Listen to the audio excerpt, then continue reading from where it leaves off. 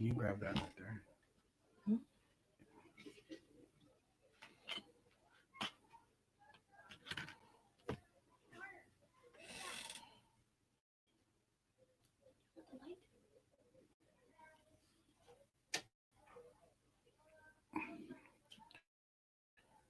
What's going on, everybody?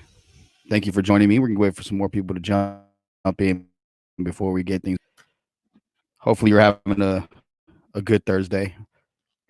We're going to talk a lot of Raiders today. We'll talk about too as well. We'll get into some Vegas stuff. So, son, having a good dinner time, good supper time.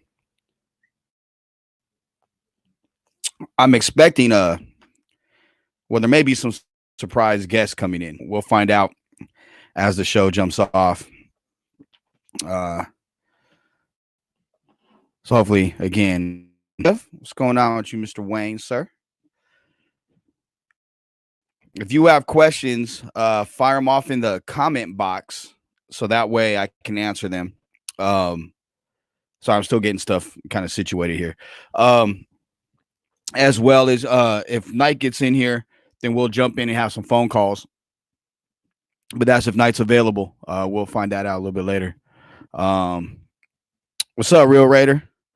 Appreciate you jumping on, brother. Do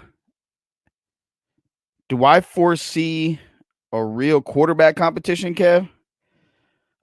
You know what? I don't know about a real quarterback. I think he's going to be pushed.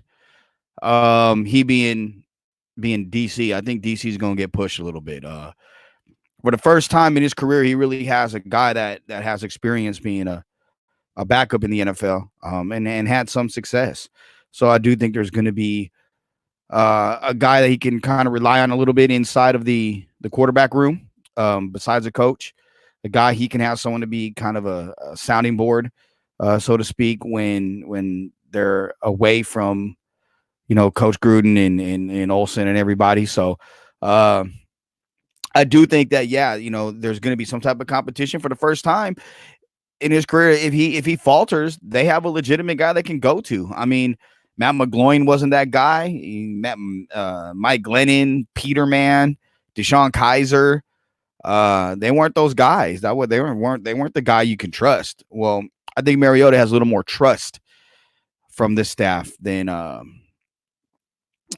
most people, because he has a track record. You've seen what he could do, and he still hasn't really scratched the surface. At least that's what the Raiders are hoping, that he hasn't scratched the surface in his career. Is this the year he really has to get it done? No, I do think this is the year. The reason why I say that is I just think that the way that he's kind of gone about his business, and especially if the Raiders give him weapons that we all think that he's going to have, especially early in the first round, and maybe even they develop some more picks by trading and adding some more guys in the latter part of the draft. I do think that, this is going to be it for him. 3 years, if he can't get it done, at least from Gruden's standpoint, I see what you can do now. I can, basically, I can do better all by myself. A lot of women say that when they're breaking up with somebody. I can do better all by myself. It's the same principle. I'm just giving them opportunities, and at some point, you're going to take away the opportunity. So, I do think at this point, he is this is it. This is the year. It's make or break for him. Yeah, Gruden's not going to concede games, Kev. I agree with you. He's going to go out there and he's going to try to win. And he's going to try to go out there and if he ain't the guy to get it done, then he's going to bring a guy in that can get it done. It's about winning now. There's no honeymoon period for the Raiders. They need to go out there, and they were going into the final week. I said it last night. They're going to the final week of the season, competing for a playoff spot, and it's playoff or bust going forward. It has to be that way. If it's not, then, what are you playing for? You're playing to win Super Bowls. There's only one team that's going to end up having a great offseason, and that's the team that wins the final game. But you can still have a good track record and sustained success should you, um, at least see progress. And they went from 4 wins to 7. And now let's say they win 9 games. You see 3 years of progress under Gruden, and that's what you want to see. It gives you hope. But getting to the playoffs this year, that is definitely the goal for them. Real Raider, once they draft a wide receiver, third year in system, this will probably be the best team on both sides. I would agree with that. I think it's going to be the most talented team. That's for sure. Overall, I think depth is going to kind of be an issue potentially. But that I think by year 4 and 5, that's when this team, you're going to really see the nuts and bolts of this team, because those are probably 90 to 100% all Gruden and Mayock guys. Kevin wants to know again, how do I think Carr is going to respond to a real push? He's not, I don't think he's sensitive. It's almost like the Simpsons when Homer Simpson is driving and the kids are we there yet? Are we there yet? Are we there yet? Are we there yet? And he's going, no. And then finally he's like, shut up. No. I think it's the same thing with this quarterback competition or quarterback situation. I mean, for so long, all we hear is Derek Carr. He's going to be supplanted as a starter. They're going to trade him. They're going to cut him. They're bringing in this guy. They're bringing in that guy. They're going to draft this guy. After a while, you're going to be like, you know what? Shut the hell up. Like, really, just shut up. It's not happening. And I think that is what we're seeing out of him. TQ said it when we did a show a couple weeks ago in night, when we were at the Raiders name changing, when they were going officially becoming the Las Vegas Raiders. He ended up,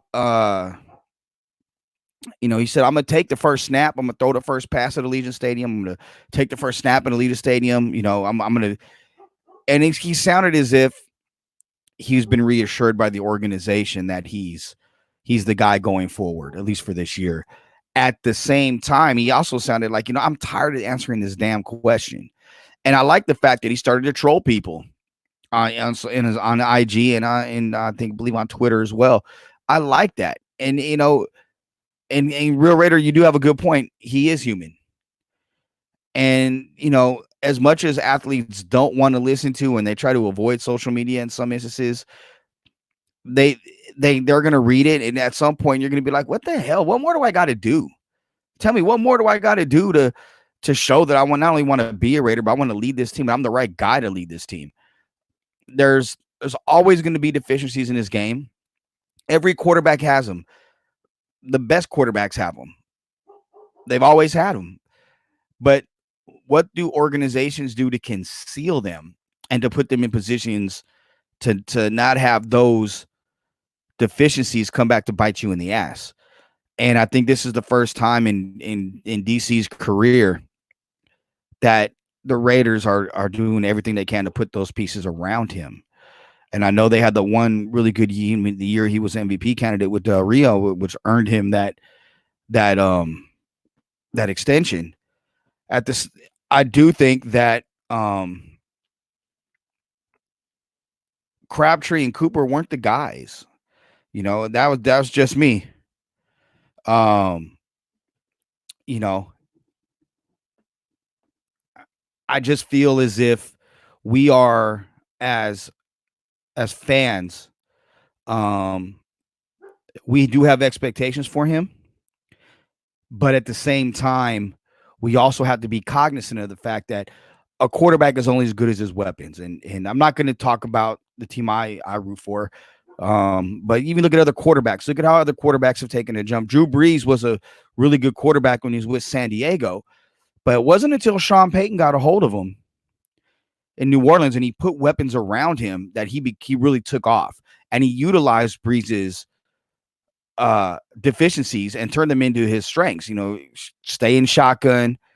We're gonna run the spread. We're gonna let your arm do all the talking. Where in San Diego, under Marty Schottenheimer, he was under center a lot, and he wasn't the same quarterback. You look at Dante Culpepper, conversely, in Minnesota, he's a guy that aired the ball out. I mean, he had Carter, Moss, Reed Robert Smith. He had a really good tight end. And he was chucking and ducking. But then he goes to Miami and even with the Raiders, and he wasn't the same quarterback because he didn't have the weapons. And I think that's the thing that we need to be very aware of is the fact that because he doesn't have the weapons, his numbers are going to be different.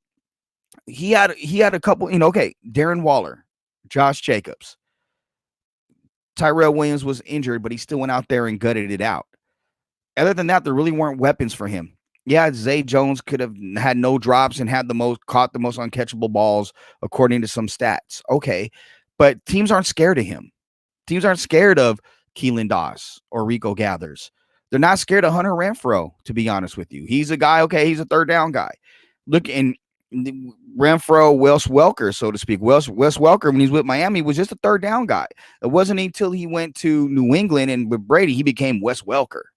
You know what I mean? He was a good receiver, a slept-on receiver, but they're not guys that teams will be like, we need to stop this one guy in order for us to win.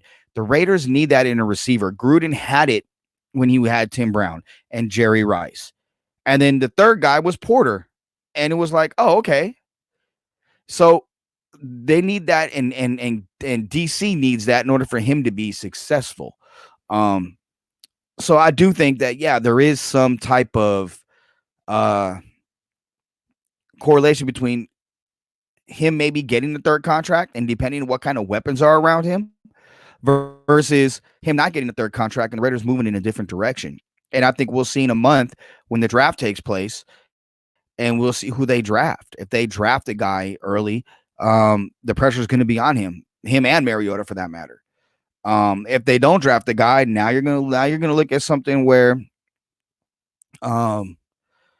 we're gonna look at something where okay, it is DC and they're gonna probably go after a guy next year. So systems matter for quarterbacks on all levels. I agree 100%. The Raiders do need a game breaker, and you like Ruggs, Chris. And I'll let the cat out the bag. Chris Sproul, who usually comes in on our chats. We're adding him to the franchise roster, and he's gonna be writing about the Raiders for us. And I think one of the pieces he's going to be writing in the very near future is he believes Ruggs is a legitimate number one receiver and not a speed guy. And I'm interested in what he's going to write about that because, I know I talked to some people, in and around the NFL, some scouts, and the guy they compared Ruggs to was Isaac Joe. Watch Isaac Bruce tape at Memphis when he came out and whatnot. You see a lot of the similarities with him and Ruggs. If that actually is the case, Ruggs could be that guy. And I think I find myself doing this at times. I'm guilty of it. Ruggs, when you hear 4.27, you're looking at it. The guy, but does he run the route tree? Like, yeah, I know under Sark that he wants him to do that, and under even Lane, they wanted him to do that. But Judy's just a more proficient than Ruggs. That's not a defense against Ruggs, but I mean, you're probably going to be first round wide receivers, and that's going to be one that's going to be interesting. So, guy, and if he is, Raider Nation is going to support him. That's what they support. Not out yet. He's writing it, I believe, and we're finishing up the onboarding process with them. So we're very excited to have Chris on. In fact, if Chris jumps in here, I'm going to invite him on so you can see him on video and he can talk about it a little bit. But I do believe the Raiders need that. And look, I'm actually going to be writing an article. I'm going to sit down tonight and about it today in this WWJD podcast on Franchise Sports Media that I think Grant Delpit should be the pick at 19. And that may be something that some people are pissed with. But I think Grant Delpit and the skill set he brings at pick 19 would be a excellent addition. Because I went back and I started to watch some film today. regarding if you put on the 2018 film, Grant Delpit is a top 7 pick in this draft, maybe in this draft.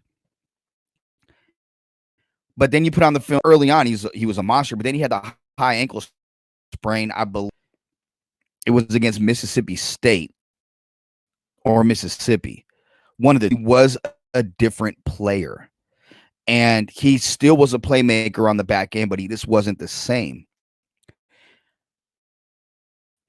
I think the Raiders back end could use Delpit. That would be a guy that him and Abram complement each other with their skill set perfect. I think that he's just a different guy. I think those two together. Now you have two safeties that are down the road, better tandems in the AFC and in the NFL. Conversely, let's say the Raiders do go out and like Darkiz Denard, who is not signing with Jacksonville now, who knows the system under Paul Gunther, was a first-round pick, I believe, or a high pick by the Bengals when Gunther was there as the DC. And then you don't have to draft a corner early, and you can maybe take one in the third round where you have multiple picks. That could be another option for the Raiders. I'm not saying that's going to happen, but I'm saying that could make a lot of sense for them. And that's how I kind of look at things. What makes sense for the Raiders?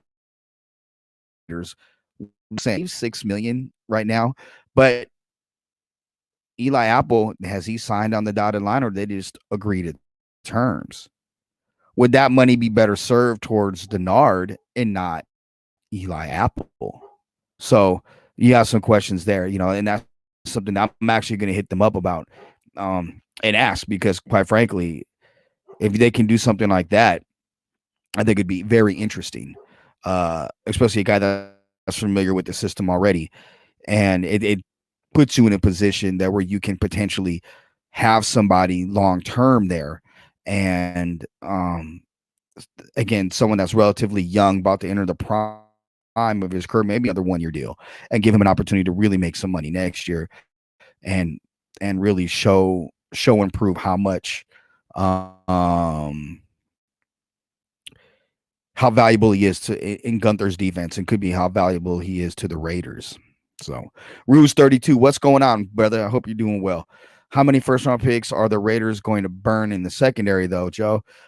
I'm tired of spending first-round picks on DB such as with such little return. How many they burned on? Okay, they burned Carl Joseph, but besides Joseph, how many? In Abram, but they burnt mostly corners. They use those picks on corners. And in today's NFL, I believe if you're a 2-down linebacker or even interior lineman, for the most part, your value is minimized a little bit, because it is such a spread attack, and you're in sub packages 70+% of the time, and you're not really in your base a lot. You don't really run a lot of 3 linebackers, for that matter, in today's NFL. You run a lot of nickel, and you really like your safety to be a hybrid type safety that can play nickel as well as against the run. I think Abram is that type of guy. So you have somebody on the back end that's a playmaker that and can create a turn. That's I think that's what you see. You look at that with the 49ers, you look at the Ravens, you look at the Packers, you look at the Ravens, they have very strong secondaries for that's today's NFL. Mike Pettin, one of the better defensive coordinators, basically has 2 safeties, but one of them is more in the box, and the other one is more free to make plays. That's what I think you're seeing a lot of the teams do, and that's the way Check does it with McCourty and Chun. So the way that the NFL is going, the traditional way of football that a lot of people grew up on, isn't necessarily the way that we're playing nowadays, the way that they're playing nowadays. Today is more sub packages, again, nickel, dime. And you have some teams that really, I've seen some teams put literally outside ends inside with backers, those that are standing up, coming off the edge with safeties. But at that point you only have or one backer and then you have a safety and you have three down linemen, but they're not really down linemen, if you know what I mean. So it's just a different style of football nowadays, which you have to be more athletic. And I talk about positionless football, a player like like a Javen White or a Chin, who's a guy to look at. He's another guy that is a positionless player. You can see him at a wheelbacker, you can see him at a safety, you can see him all over the place. Javen White's another guy. You can see him at a safety, you can see him at a backer, and you can see him at corner. And he's somebody that's not being talked about because he's not going to be able to do his pro day due to the coronavirus. You're right. A few signings haven't been announced yet and made official. So that is something that is very true. Obviously, Joseph, Hayden, Conley, Abram are the first round. Obi, Mullen, second round. Mullen played well, honestly. Obi was a bust, and again, that's an old regime. Conley, I thought he played better in Houston. I think that was more of a scheme fit. Hayden was a reach. Joseph just, he didn't pan out. Injuries and inconsistency. He just fine, healthy. So you have a duo of Abram and Delpit, and you have Mullen and Nixon and Joseph. We're going to be on the team, and then you still have Apple potentially. If that deal goes through. Again, I'm big on Denard. If you can add Denard, you do it. And then you have that group right there. That's a strong secondary group. And Marcus Joyner, who I think is going to have a bounce back year. So that's a good group of guys. So that's going to be pretty interesting to see going forward. Ruse, you continue. You don't mind making the investment as long as they hit on guys. They've just missed, and it's frustrating. Well, that's everybody in the draft. Everybody misses.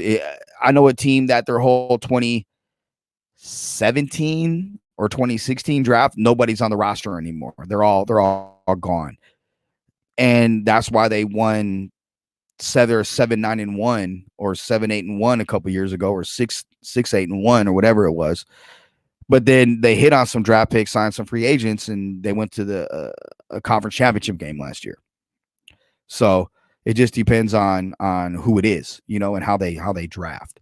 And again, the free agency signing hitting as well. That's the other thing. And I think the Raiders are guys who they can play. Can't count anything before Mayock. Yeah, that's true. You really can't. And look, Reggie, and I know Reggie. Reggie missed on some guys, absolutely, but Reggie hit on some guys too. Okay, and there are certain guys that Reggie signed that are still there that have that, even guys that are no longer there that they played well during their time with the Raiders. Every team hits and misses. That's the nature of it. Not everybody's gonna hit on everything, So, I there's no use looking back. You have to look forward at this point. That's what it's about, looking forward. With the move to Vegas, they're moving forward, and I think that's what they're trying to do. You would rather Ruse would rather a cornerback this round. They can sign my boy Demarius Randall. Yeah, I would rather have Delpit than Randall. I think Delpit is a better player than Randall right now, and I like Demarius, but I think Delpit's a better player. And quite frankly, if a deal hasn't been done yet, I don't know if it's going to happen. I mean, because how many signings were today versus last week at this time, and Demarius still is out there. I could see them not signing Demarius and going in a different direction, to be 100% honest with you, and Delpit could be that guy. I just have a sneaky feeling. In the pit of my stomach. That's just me. If Mariota started by week 8, he has gone south. The season's gone south. Not necessarily. Look at what happened with Tennessee. I mean, Mariota went out, and Tennessee ended up playing for a conference title. the AFC, uh, AFC Championship game. So just because you change a quarterback mid-season doesn't necessarily mean that he's the season's gone south. It could mean that Carr got hurt and he's out for the year. Or it could mean they got somebody, let's say a team in need of a quarterback because their quarterback went out, offered an amazing deal for DC, and they make a trade and get a big return back. I mean, you never know. But I wouldn't say necessarily that the season's gone south at all if he's starting by week 8. But I do think if he is, something drastic has happened in order for him to be a starter. How's that? As a Florida State fan, Jonah owes you a great 2020. He was hurt last year, and again, learning a new system. And yeah, he pleaded. Who in the secondary did? I mean, Abram played in one game. Mullen flashed, but he got burnt a little bit. Joseph was raw. Keyshawn Nixon was young. Worley was Worley. Eric Harris got burnt at times. He had a really good game to come up and hit, but he got burnt a lot. They had Swearinger for a brief minute, and he didn't fit and was trash and got rid of him. I forget the other safety's name. Every time he came in, he was toast. Like, I would throw at him all day, and I got a Rod Nate's Cruising arm, and I could probably toast him. So my point is that secondary didn't play great last year, and there's a reason why that they like the young guy, and there's a reason why. There's a reason why they like the young guys, and there's a reason why that they went out there and invested in Eli Apple and somebody else, Curtis Riley. Thank you. Like, he's not going to be on the roster. I'll tell you that right now. That's why you draft Delpit. You have Heath, Delpit, Abram, and hell, go get another safety somewhere. Or you have Harris. I'd roll out with those 4 and be very happy with those 4. With Harris and Heath as backups, Heath as a swing. And then that'd be with Abram. That would be, I think, a really good safety room. And look, I like Harris. He does have deficiencies in his game. He has to be put in a position that utilizes his talents better than they did last year. He's a guy that can come in for a small period of time and do some things, but I wouldn't want to rely on him. What's the word on Isaiah Johnson? He has elite physical tools and has a long way to go.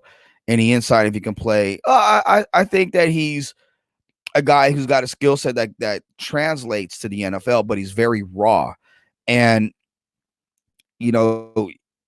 anytime that you draft a guy and they like him a lot, anytime that you draft a guy like that, I think this training camp, should there be one, but this season and then next off season, that's going to be the jump. They need to see something year 2 to year 3. Year 1 to year 2, you need to make a jump, but year 2 to year 3 is when you really got to take that next jump. So that's where I think you have to see his tools, because then they give him for another year or so. And at the same time, I do think that they got the right coaches in place to help that guy, to help Johnson become a better pro. Keyshawn Nixon is going to help him. Keyshawn Nixon may be the most fundamentally sound corner on the roster from a straight fundamental standpoint. Watch his film and his technique versus other people, other corners on the roster. Keyshawn Nixon, and I know I'm partial to Keyshawn. I know Keyshawn, I've known him for a long time. But just watch his tape and watch his film. And there's a reason why a year ago at this time, I was banging the table for them to draft him middle rounds or late rounds on Q&A with myself and Q, because what I seen on tape with Keyshawn and then the way Keyshawn played. Raider Rich, what's up, my guy? What's up, my guy? Man, I wish the phone lines were up. Hopefully Knight can get in here so we can get the phone line up. I just talked to Q actually about an hour ago. Q is he's grinding. You know what I'm saying? He had his rest. We'll be back at it next week. And next week we will probably have some pretty big guests. Actually, my phone's going off. Vinny Bonsignor. He's a guy that everybody knows. Vinny's gonna, just say, yeah, let's jump on and let's do something together. I've known Vinny for a long time. We actually he was on the Beast 980 with me. I left right before he got there, but we had him on the show a lot. And then we have Mike Pritchard is going to be on with me tomorrow afternoon. We're going to do an afternoon. I'm going to do probably about 3:00 Pacific. Keep your schedule clear. Former first round pick Mike Pritchard. He's with ESPN Las Vegas. Pritchard's going to jump on with me. We're going to have a lot of Raider talk. I reached out to some other people, but Q's doing his thing. I may have Vinny on with Q, so this way we have a real good deep Raider conversation. But Q's good. He had his what's it called? His rest, because he does all this locked on stuff. So yeah. But he's good though. He's good. Johnson's injury did set him back, and that's why there has to be a bigger jump from year 2 to year 3. I think we see a big jump with them this upcoming year. Nixon taping Tanique is nice. Felt he should have played more. Me too. I thought he should have started. When they. I'll call my guy Brandon Marshall, a former Ray backer. That's my frat brother, and B Marsh and I were actually talking about it at the Las Vegas Bowl, and he said straight up he thought that Keyshawn should have been the starter. That he's beyond cold, and he's got a really bright future. So I'll hit B Marsh up too. I'll get B Marsh on here, and talk a little Raiders, talk a little NFL with you. Mullen needs to gloves in practice. He grabs way too much most of the time, but that's to me, that's a lot of that is the 7-on-7 age with the kids now. You look at a lot of the 7-on-7 stuff that goes on, and they're grabbing or clutching and doing all this and that. That's where a lot of that comes from. But I do agree, put on the boxing gloves, and I think that could be cleaned up in time. Honestly, that can be cleaned up in time, and it's just reps and getting used to everything. Chris, what's up, my guy? You like Ashton Davis in the 3rd or 4th out of Cal? Yeah, I like him too. I still think Chin is a guy to keep an eye on. A lot of teams, he's flying up some draft boards. A lot of teams like him right now. He's creating a little buzz. Two other guys out there too that I'm watching some tape on. I actually watched a lot more tape today than I expected when it came to discussing some of the rookies and whatnot. But see, and I know you said that, and that you think he's more of a will, but here's the thing: in today's NFL, you can use that type of guy that has the freakish athletic ability between like a hybrid linebacker safety, and you kind of have that same thing with Abram, but you have that guy. You have him on the outside. Let's say even as a will, you can still use him both ways. A lot like Cam Chancellor was used, or how Malcolm Jenkins has been used and whatnot. So yeah, like Isaiah Simmons, and people are talking about Isaiah Simmons being a top 5 pick, which he should be. Isaiah Simmons is a freak, perfect type of guy you want in this defense. Well, he's this type of guy. You just get him a little bit later in the draft. If you don't draft it to help it, let's say you go receiver corner in round 1, you can maybe get him in round 2. I know Denver likes him a lot too. No, thank you. No. Sorry. Dinner time, but I'm not, but we're working. What was the question that we had seen here? Oh, Scott Winter. Any Scott Winters? Absolutely. Scott's my guy. Scott and I he was a part of the SB Nation family, the Silver and Black Pride podcast network. Scott's a friend. I love him to death. He's over at a Raiders beat now, I believe, doing some things for them. Scott's, just making schedules match up and work. But Scott's a good dude, man. That's my guy right there. Got a lot of stories. Got some stories stories with but we'll see. We just got to wait and see how things kind of pan out and how things work. But I know for a fact Q and I talking about doing some more shows daily, like a daily show, a daily Q&A to go along with his Locked On. And then TQ and I will start doing our show on here. And then daily show night we'll have the show. And then you got Silver and Black Hole with Nick Hamilton and myself. So there's gonna be a lot of Raider content coming to the franchise. We're definitely gonna make sure that your Raider needs are covered. And then there's some other people again, like we brought on with Chris, and maybe that's gonna be something that's gonna happen in the very near future. And we'll see who else that we get to come aboard. May have another surprise or trick up my sleeve. Gotta figure out. Just guess it and make it happen. Can't really discuss it, but more Raider stuff for you guys. Keep firing away with the questions, man. I love it. I love it. Where's TQ now? I hit him all day and I was like, yo, show tonight. And I sent him the email. In fact, I'm going to text him right now. In fact, you know what I'm saying? Text him right now. I'm going to do a voice text. So, where's he at? Check your email. Boom. See? Right there, squeeze. So hopefully get squeeze on. Never enough Raider content. Well, we're trying our best to give it to you. You guys got there's a lot of good shows out there. Look at the one that Q did with Mo. Mo's phenomenal at what he does. Q's great at what he does. There's some other good shows out there. That I go in and I look at a little bit and listen to and whatnot. So of course it's good to be a part of that. Say some questions, man. Man, my nose is running. Sorry about that. But Squeeze, where is he tonight? I'm not sure. He may be doing something. He may have something come up. I don't know. So do I think the Raiders lean? Or you think the Raiders lean CJ Henderson at 12? I don't think so, Chris. And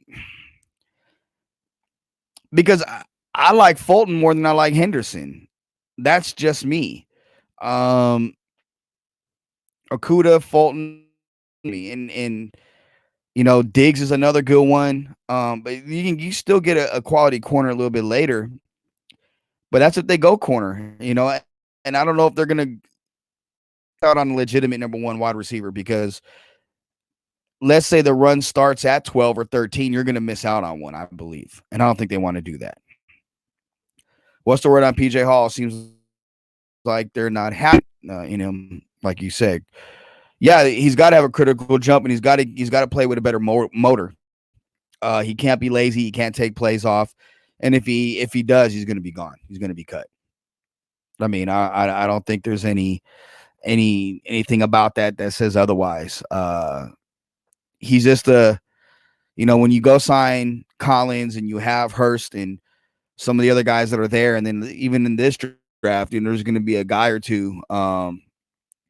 Daniel Ross just got brought in. I mean, it's put up or shut up. And there'll be a team they could probably get a conditional pick or a 7th round pick for him if they want to deal him before camp. But again, that's kind of where it is, with him, I believe. It's put up or shut up time with him. And sometimes things just don't work out. And it is what it is. It's his other back next to Jacobs. Yeah, he does. I like Cam Akers.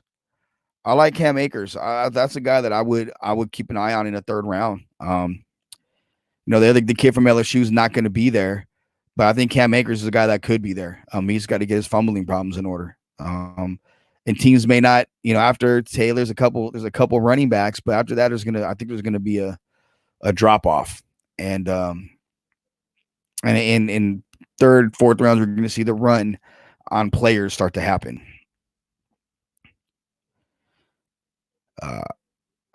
You must have missed the Ross on it. Yeah, I think it just happened. If Chris would have a better idea, but I think it just happened. Just happened not too long ago. I haven't got it. I got an email. I just didn't check what it is. Is Carr playing scared sometimes, or is it about? I think it's a little bit of both. I think there's times where he does have some trepidation, and I think there's times where he Gruden does want to play it safe, but you're going through you're going through your reads and you're checking and your pre-snap reads, and then all of a sudden you see something and you got to change, and then they change, so you're almost, again, you're playing chess. So that, I think that may be what happens sometimes, but I think it's a little bit of both. Scared because I don't think anybody's scared playing in the NFL at this point. Those are some big ass and tough dudes. And the thing is we the fans and my guys like myself that cover teams, reporters and whatnot, we this and that, yeah, but what they do, the majority of the general public can't do, and I try to keep that in mind. Um, do I think they make a high invest? You know what, AJ Dillon, that's a good one too, and I do think they may, again, third, fourth round. They got the two third-round picks, and in the fourth round, I do think those are guys that that's about the time they do it. They do make that investment.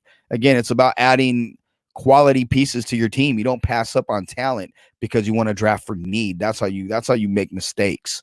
And you're right. Mayak does like his BC and Temple guys. That's why Hand, the cornerback from Temple, is a name to keep an eye on in the middle rounds of the draft.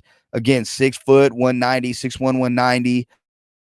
Physical, can make plays. He's another corner to keep an eye on. I've been watching a lot of tape on him. He reminds me of a guy that Mayock would like a lot. And I think if he was on NFL Network, he'd probably be pumping him out a little bit and have his draft stock jump up to like the second round. But I think he's more of a third, fourth round guy. He's a guy I really like as well. Funky RA says he thinks the depth is being deep. I don't see them drafting receiver round one. I bet play a tacos as a corner. Who are you gonna bet? I don't gamble. So but I mean, we can have a gentleman's bet. I mean, Squeeze may take you up on that. I know I won't. James Morgan is a name they laughed. They liked him at the I believe it was at the Shrine game and where he really was like the best quarterback there. So they liked him. That's been going around. That's the worst kept secret. But a lot of teams like him. So I think he's a fourth round guy to keep an eye on. A developmental guy, so to speak. Media guys and what OFC boards are different. Yeah, I try to, but see, what I say here is the same thing I would say to a player or say to MD or Bedane or Mayock or Gruden that I've dealt with or had conversations with. Are they done with free agent DBs? Logan Ryan, Demarius Randall still possible? Yeah, but I mean, they may be 1 year deals, and they're going to be for very affordable deals, team friendly deals. Again, I think the name to watch is Denard, who for whatever reason backed out of the deal, or whatever happened in Jacksonville, that deal no longer is happening. Which would lead me to say, Apple is the ink dry on the contract.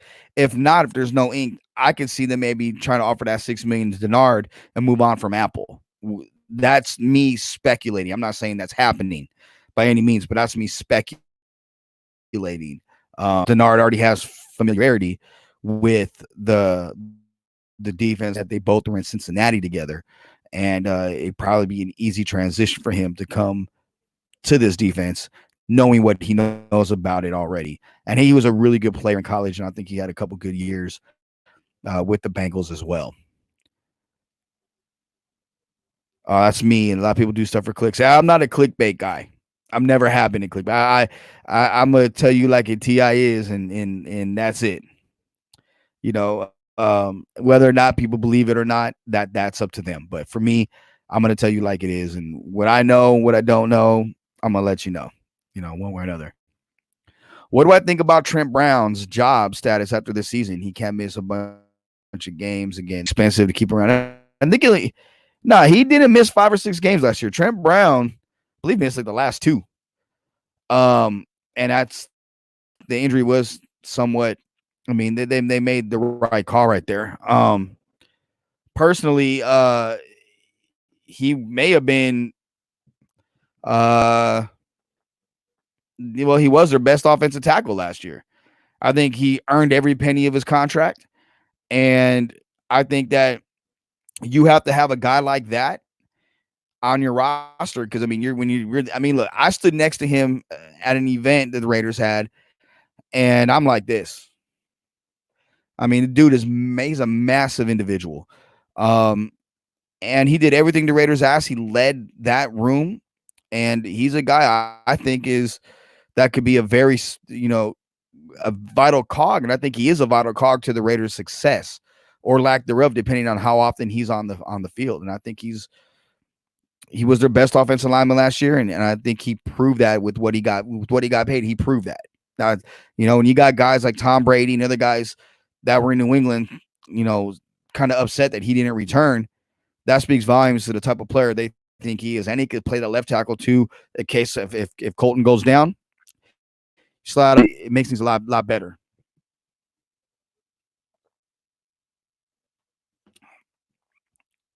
You told guys in camp that Mullen will be starting by week 8. Yeah, I wonder who that is. Speak on it. Tell me who it is. Even if he came out early and it was again, it was a legitimate injury. It's not like he just is. Oh, I'm just coming out of the game. Will Daniel Carlson have competition? I'm the wrong person to talk to about kickers and punters. I'm not a big fan of them. I don't know. It would be nice if they brought somebody in. I think you always have somebody in to push you, to make you better. But let's see. You know what I mean? Let's wait and see. I don't know. I wouldn't waste a draft pick on it. That's just me. There's no way I'm wasting a draft pick on a punter. Not when you have other needs that are more glaring and important. They do have it out in 2021 if they wanted to release Trent Brown. Yeah, I don't see that either, Chris. I agree 100% with you, even with that cap number being as big as it is. Gostowski got released by New England. Yeah, but I don't think the kicker part. I think a good example, and I hate using this as an example, but Mason Crosby is a great example. 2 years ago, or 3 years ago, or 2 years ago, Mason Crosby missed 5 field goals in the game against Detroit, in which his team lost by, I think, 3 points. He comes back the following year and has an exceptional year where he missed, I believe, like 2 field goals or 1 field goal, 1 extra point. And then last year had a tremendous year, and he made, or that was the year, and he ended up getting rewarded with a big contract. Sometimes you have to ride with somebody. If Belichick releases Gostowski or whatever, end of the day, if Belichick releases you, he usually releases somebody a year too early versus a year too late. I'd rather keep the young guy than I would an older guy. That's just me. A guy that's on the back end. I'd rather have a guy that's ascending. But I'm not a big guy to draft kickers or punters unless some dudes like Seabass. One that, okay, yeah.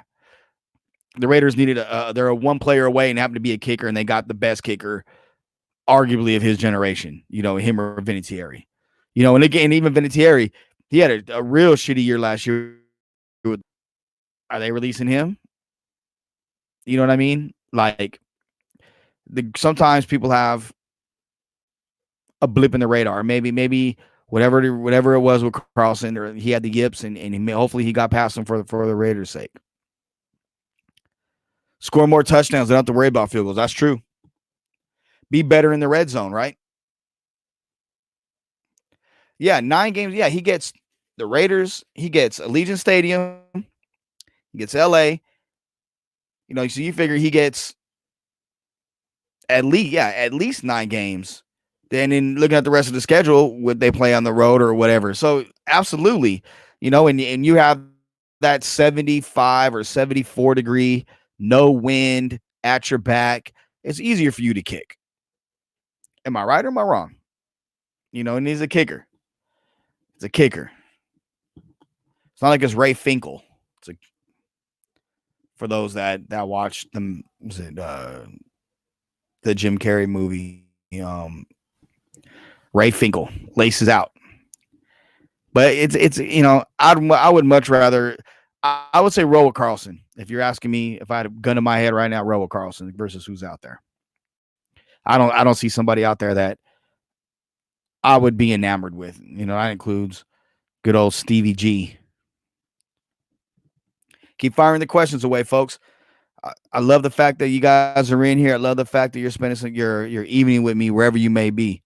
I kind of wish Knight would jump in so we can open phone lines up. I don't have the capabilities to have you guys call in. That's a Knight thing.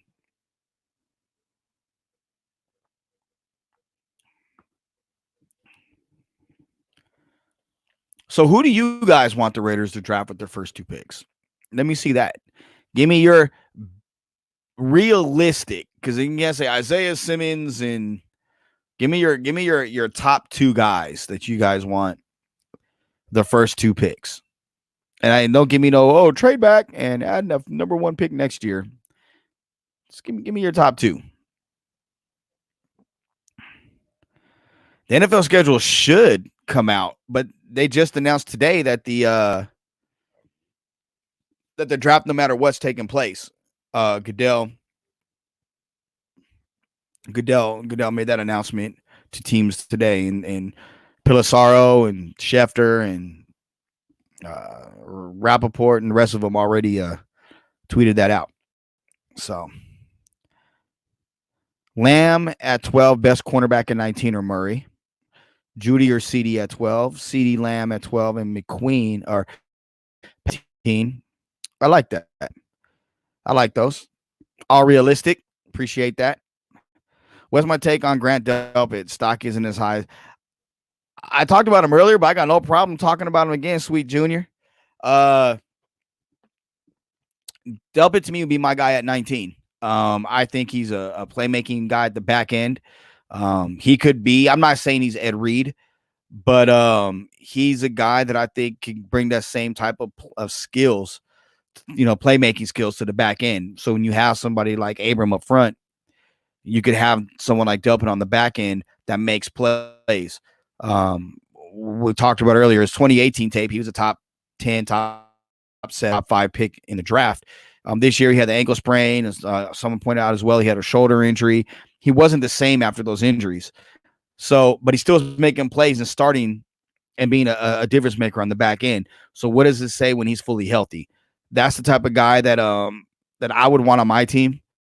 And that's the type of guy I'd want to pair with Abram and give the Raiders a real good group on the back end of the day.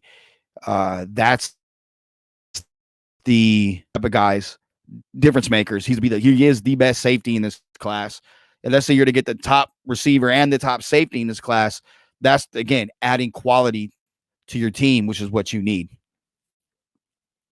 Antoine Whitfield Jr. is nice too, but he's too short. That's me. I love his game. Just got rid of a small safety, so I'd rather have Delpit, but Winfield Jr. is probably my second or third. Mims is nice too, but me personally, I would go Delpit. That's just me. I'm a big Delpit guy. Chris, we talked about that on the phone today. Look, they very well could add another linebacker. And I wouldn't be opposed to that if it is Murray or McQueen or I keep saying McQueen. I apologize. Murray or Queen. But I think again, with they have the two guys they want to start that when they run a lot of two linebacker sets, which are probably playing a lot more this year. They have the two guys that they want there to be in there. Now you're talking about depth. And I think a guy like Willie Gay Jr. in the third round would make a lot of sense. The kid, I think his name is Donley out of Tennessee. He's another one that a lot of guys that I talked to had him going in the first round, but he played with a stress fracture in his leg this year, and his play dropped off dramatically because of it while he was at Tennessee. He's a guy that you could probably get in again, second or third round. Those are guys that I would kind of keep an eye on. So I don't think they're gonna draft someone high, so to speak. I would kind of wait, sit back, and let things kind of develop, and get a guy a little bit later and see who's there. That would be me. Funky says 12 and Denzel Mims at 19. Mims is flying up boards.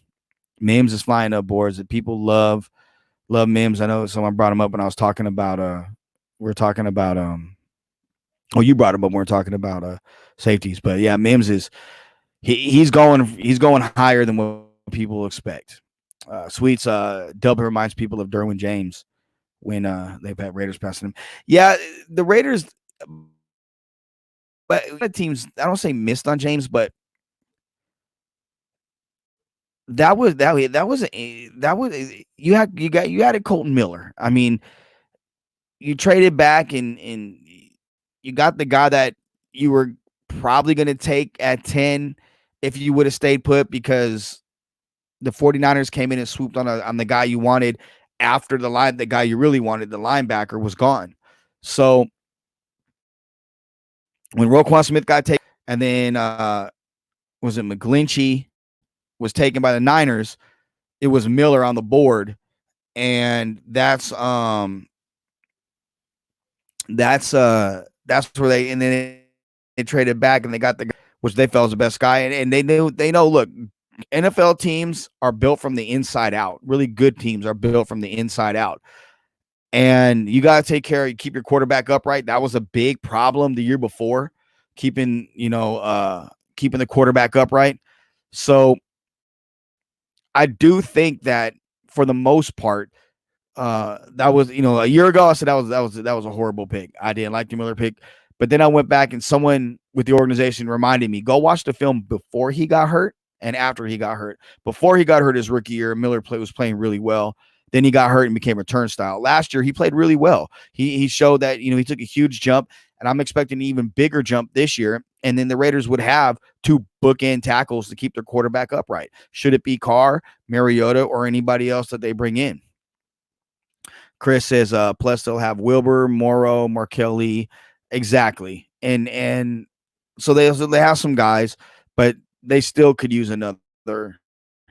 I think guy. Let's say again, I keep going back to Gay. I think Gay Jr. is that guy, and he fits what they like to do. And you give him a year to learn. A year that bodes well for them. Ruse heard that the Raiders are not as high on Kinlaw as other teams. Can you confirm? I can't confirm anything with that. I'm not in that business to do that. And the reason why I'm not is even if I was told something like that, it probably was off the record or would be off the record. And you never know who watches these things under burner accounts. So I wouldn't be able to confirm that or deny that. And I'm not gonna. And when it comes to the draft, the one thing that I've learned over the years, and I've been doing this a long time, is believe half of what you see and none of what you hear. So yeah, and there's always a lot of smoke going around when it comes to this thing, comes to the draft. Do I think not being able to have Gay for visits hurts him? He did have off field stuff, and he did interview at the combine, and everybody I talked to at the combine he was very honest, and teams were blown away by his interviews at the combine. And I think he really helped himself there. He didn't hurt himself. But he's a guy, again, when is Gruden, or the Raiders for that matter, uh, shied away from taking somebody or welcoming someone to the Raider family that has had some off the field issues? For the most part, they're more than willing to take those guys on and bringing them and welcoming them into the Raider Nation. Um, and on the field, he can play. The dude is a flat out baller, and he tested in the upper percentile of guys. I know NFL guys look for certain things, like if they're in the upper 70 percentile of certain things. He's a guy that tested um at a level that is extremely high, and that only, I think, two or three guys in any position group tested higher than. So he not only wowed them off the field in his interviews with certain explanations for certain things, but also on it during the testing part as well. Does the 19th pick have enough value to get his first and second round pick? Depends how far they trade back. And depends on who you're dealing with. Let's say it's the Dolphins in the second round. They're offering you a second and first next year, one of their two first round picks next year. Or let's say it's Jacksonville. It just depends. I don't think so unless somebody takes a monumental slide. Let's say hypothetically, Brown is sliding, or it won't happen, but Isaiah Simmons, yeah, you're going to get a haul for him from somebody. That's just not going to happen. But I do think what you can do with that pick is at 19, let's say trade back to like 22 with Minnesota, 21 with Philadelphia, or even a little bit behind there, back a little bit further, parlay that into a second round pick this year. I think that could be very doable, or a third, and then you could package 2/3 and move up into round 2. So now you have a second rounder. There's a lot of things you can do with that pick, provided that the guy that you know for a fact that the guy that you want is going to be there in that middle part of the first round, the latter third part of the first round. But again, that's up to, depends on who falls, who doesn't. Is there going to be a run on receivers early? Is it going to start at 12? Is there going to be a run on quarterbacks early? Or is that going to start in the middle part of round 1, where let's say a team desperately wants to trade up for Jordan Love, or even a Justin Herbert? That's the time where you look at that, but overall, I don't know if that's going to be it's probably going to be a hot spot, but that's just, I don't think you're going to get a first and a second round pick, another first like next year. And you get the one this year, you swap. That's an automatic swap. Then you get a one next year.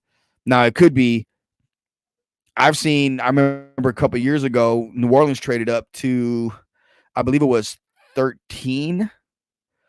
or 13, and they gave up a one. This was like on the following year to draft, I believe it was, and then they ended up obviously not having a first round pick, but that was a huge jump. So this depends on who you're dealing with and how much they value somebody. Team speed and explosiveness, regardless of the position. They've been very slow and pedestrian under Gruden. Definitely want to get faster. Absolutely. I think that's every team in the NFL. They definitely want to get faster. My phone's blowing up right now. There's another question about Gay.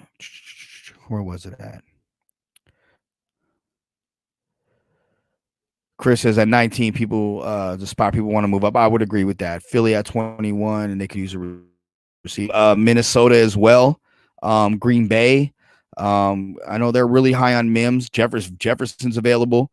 Those are some teams that would probably want to move up. Green Bay has, I believe, 3 4th-round picks and 3 7th-round picks to go along with it. So they can give up a one, maybe give up a third, and a fourth or whatever, and then that they're now you're starting to recoup some of those, and then you can flip those threes into two.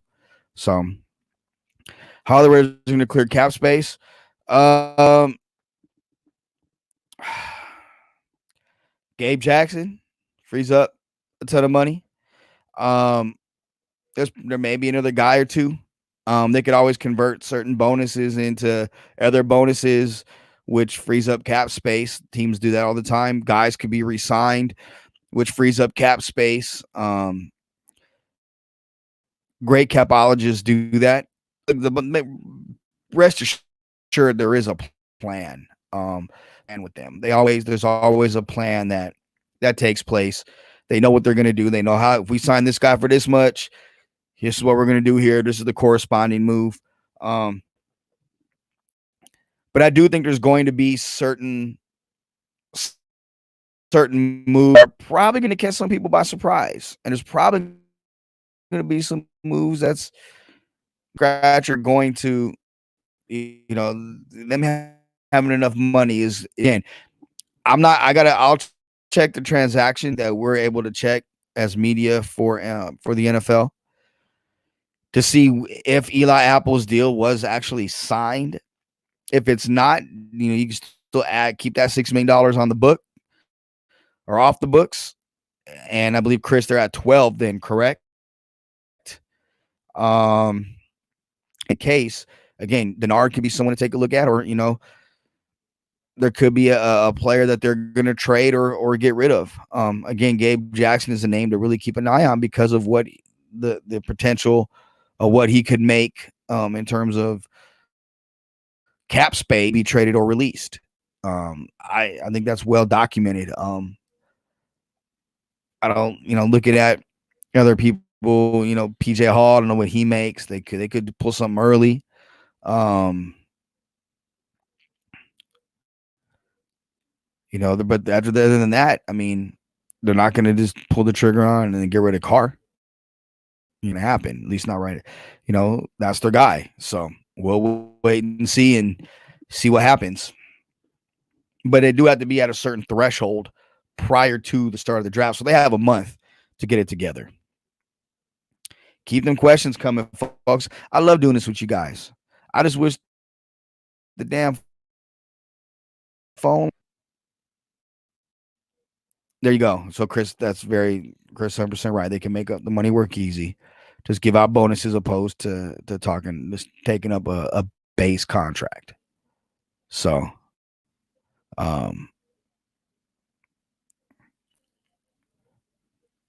let's see. Now, while we were talking, I was checking to see if there's anything that came across to talk about. You guys keep firing away, or are we gonna be done? Like, this too quick. I enjoy doing this. Any defensive ends? There's a couple. Anthony Jennings is a guy I really like in the middle part of the draft out of Alabama. I really like him a lot. What he brings, and if he can stay healthy, that's the biggest knock on him for me is his health. If he's a guy that can stay healthy, he's a guy I would definitely take a long look at. And with the new stadium, how many primetime games? Ooh. I think they open up week 1 either with the Sunday night game or one of the Monday night games in primetime. And I could see it being against like the Chargers. And the reason why I say the Chargers is because they're not going to get the week 1 game in LA. That's going to be the Rams. But that's also going to be a rivalry game. Maybe Tampa Bay against the Raiders week 1 on Monday night. Brady and his new Bucks versus the Raiders and their new Diggs. That could be another one. But I would say you're going to look at, I'll say about 3 or 4 primetime games, probably. But living in Vegas, I get a chance to watch all of them, and I'll be at the games this year. So I'll be looking forward to that. Henderson in the building. What up, Eric? Let's see. Hidden gems like Crosby. Again, I go back to Willie Gay, Amik Robertson, the corner from La Tech, um, Isaiah. He's from Rhode Island. Cartier, the receiver out of Rhode Island, Isaiah Cartier. Um, who else do Quintez Cephas. I like him a lot. Who else? Javen White from UNLV. I think he's gonna be. I keep going back to Javen. I think Javen's gonna be I think he's gonna be a guy that's gonna surprise people and could end up being a monster. A Hightower, the receiver from Boise State, is another one. The DN from is a kid I like. Wilkins or Will. I watched a little bit of film of him today. And we'll see. I'm gonna watch some more tonight about regarding him. But there's some guys to keep an eye on. Chris likes Terrell Lewis. Yeah, he's another one. What I think about Arden Key, he seems like he just can't get his body right. Yeah, you have a high metabolism. So it's about adding weight, but I wouldn't mind him being a guy that stands up in rushes. That be what he does predominantly. But I want to see him get stronger, and I think Deuce Gruden is going to get him right. And I think too, like with Crosby and Farrell and some of those other guys that's in the weight room, they're going to be pushing him. And you've seen Crosby adding weight as the season went on. That doesn't happen. And I know Mayock talked about it, but that doesn't happen too often. So if Crosby doing that, if you can get Key doing that, now you're looking at something where you have a guy that can hopefully start finishing plays instead of just missing a tackle or a sack or whatever the case may be. That was my big knock on him the year before. He was around the ball, but he just couldn't finish the point. If he can do that, now you have somebody that could really do something. And I definitely think that if he can stay healthy and locked in, he's a guy that could definitely help with Nassib on the other side. Yeah, Jordan. To be honest with you, no word on him. I haven't heard anything. I'll ask Vinny, and I'll reach out to when that'd be a question I'll ask him when we get Vinny on. And the same thing with if we can get Paul Gutierrez on, my OG UNLV running Rebel, or anybody else that we have on coming on. But I like what Dion Jordan brought to the table. If he can stay clean, I think Dion will be battling Arden Key for a position, but I know the Raiders like what he brought to the team last year, and that would be kind of a cool component, which is the redemption of Dion Jordan. So, and then weird Ruzi brought up Kenny Wilkes or whatever, however you say his name, and then Chris and I guess I was talking about him. So, now I'm not sure about Tampa Bay and the Chiefs. I can see that maybe being New England, but I don't have the schedule in front of me, so I may be wrong with that. But yeah, I don't know. Josh Gordon. I'm a big Josh Gordon guy. Honestly, I am. Is there any chance the Raiders go after him? If it's just weed and the fines are there, maybe. But there were some other issues with some other narcotics that Gordon had in his system. I'm not saying this was it the last time, but in the past. If that's the case, then I would say no. But if it's weed, then I could see them potentially. But I could see him heading back to Seattle, where he was beloved by Russell Wilson, and adding even more to that receiving group. I could see him heading to Tampa Bay, with Tom Brady.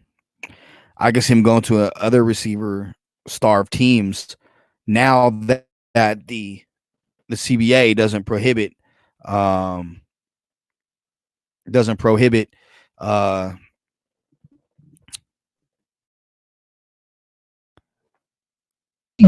in the NFL. So um look, here's the thing, and you say, and the question or the comment is for those that can't see it. Actually, now that Ruse thinks about it, Gordon in Vegas is a terrible idea. Look, Vegas isn't as bad as what people think. Okay, and I'll put it to you like this: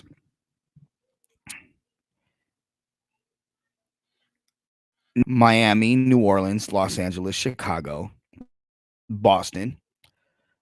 Those are all notorious places where people party and have a good time. Okay. Vegas is in the same realm as that. DC, Maryland, I mean, Virginia, like those are places where you can party and have a good time. You're going to party wherever. The Vegas thing is no different than New Orleans. It's no different than New York. It's no different than Chicago, Miami, or LA. Things are open a little longer, but at the same time, it's not like, oh, I'm going to, like, the guys are done with games. Those guys are beat up after games, literally. Like their bodies are sore. They're gonna go chill. For those that live in Las Vegas, I can promise you, if you don't live there, you very rarely go to the strip if you live in Vegas. If you live in Henderson, Summerlin, Centennial Hills, Mountains Edge, Anthem, Seven Hills, um, Southern Highlands, Northern Highlands, near Red Rock, near Black Rock, you very rarely hit the strip. If that's mostly for uh everybody else, the visitors that come into town. I don't think you're going to see that with this. Those guys are probably going to go home and chill out. And again, you don't have that problem with the Vegas Golden Knights. You don't have that problem with the Las Vegas Aviators. You don't have that problem with the Aces, the WNBA team there. You don't have that problem with the Lights, the ELS, the ESL team they have there, the soccer league. You don't have that problem with UNLV football or basketball players, for that matter, or women's basketball or anything else. So you don't really hit the strip like that. Now, see that being a problem with these guys are professionals. Yeah, they're young. They're going to be young, and there's going to be times where they do go out, but at the same time, those guys are out. They have people with them, and then they're going somewhere else. And it's not like it was back in the 70s, 60s, 50s, and beyond, where guys are the hang. You have some people that have those hangover moments, but for the most part, this isn't the hangover at all. And like Eric lives in Henderson, as he said, and he hasn't been to the strip in 2 years. I can't say that because sometimes I have people coming in town for business, so I have to hit the strip with them because that's what they want to do. But we have eat somewhere on the strip, and then we'll go somewhere. But for the most part, I'm gonna be real. If you want to catch me somewhere hanging out, I hang out at Al's Garage in Summerlin, at John Cutter's in Summerlin, or at Red Rock Hotel and Casino in Summerlin. Those are the spots you'll catch me hanging out at for the most part. Or Parkway Tavern off Flamingo and 215, or in the district in Green Valley. Those are you don't really catch me at a club too often. And I live there, and again, those are stuff that's not near the strip. Now, a pool party potentially is one thing, because I got friends that DJ, and every now and again I'll hang out with them. But for the most part, most people in Vegas don't really go to the strip, and I don't think you see the players going to the strip like that. Dude, Red Rock is badass. That's my favorite casino, and I don't even gamble. That's my favorite casino. The Round Bar, the ambiance there on a Friday night, Saturday night, where they're playing old school hip hop and R&B, some funk. It's it's a cool environment. The ambiance is cool. The people there are cool. I was there with my girl 2 years ago during All Star Weekend. She was she was living out there at the time, and we spent the weekend there with my brother, who will be on with me on Monday. Um, I'll have Tyron Brackenridge, former NFL safety and former CFL safety and coach. He's going to come on Monday talking some NFL and some post NFL stuff. And he was there with his now ex-wife, and we would be there hanging out. And we were there hanging out, in Sean Livingston from the Warriors. It was All-Star Week, and he popped in, and DeMarcus Cousins popped in, and a few other people were there. That's the hangout spot. That's where everybody really hangs out, and it's a cool spot. And yeah, you're right. T-Bones bought badass steaks. I want to thank Marcus Banks for putting me up on that. Former UNLV and NBA player. We went there and had dinner, and T-Bones was legit. Yeah, so that's that's the spot. Dana White constantly there, the Fertitta brothers. Everybody. That's the best. That's the best local casino to me. That's in Vegas and spot to hang out at. And again, the vibe there is cool. And you see all kinds of people there. So I don't anticipate anybody in this. Let's say Josh Gordon did sign with the Raiders. I don't think he's going to get in that much trouble because, quite frankly, you're going to have a good support group there. And how many guys have had issues with the Raiders that have come to the Raiders, and Deion Jordan's a perfect example, and not gotten into trouble. And the last thing I'll say about that is, people can say what they want about Vegas and whatever, but people can get in trouble if they would have stayed in Oakland. People can get in trouble there, across the bay in San Francisco or wherever else. So if you're gonna find trouble and get into some mischief and whatnot, you're gonna find that anywhere. I'm not gonna say you're gonna be Stephen A. Smith and say because the weed. Nah, if he wants to get in trouble, he wants us to do that in front of his own home versus in a bathroom like you've seen on Any Given Sunday. More goons in Oakland and San Francisco than Vegas. Well, if that's how you look at it, I wasn't gonna go that route with it, but you could say that definitely. There, just depends. I mean, Vegas has its issues too, 100%. So,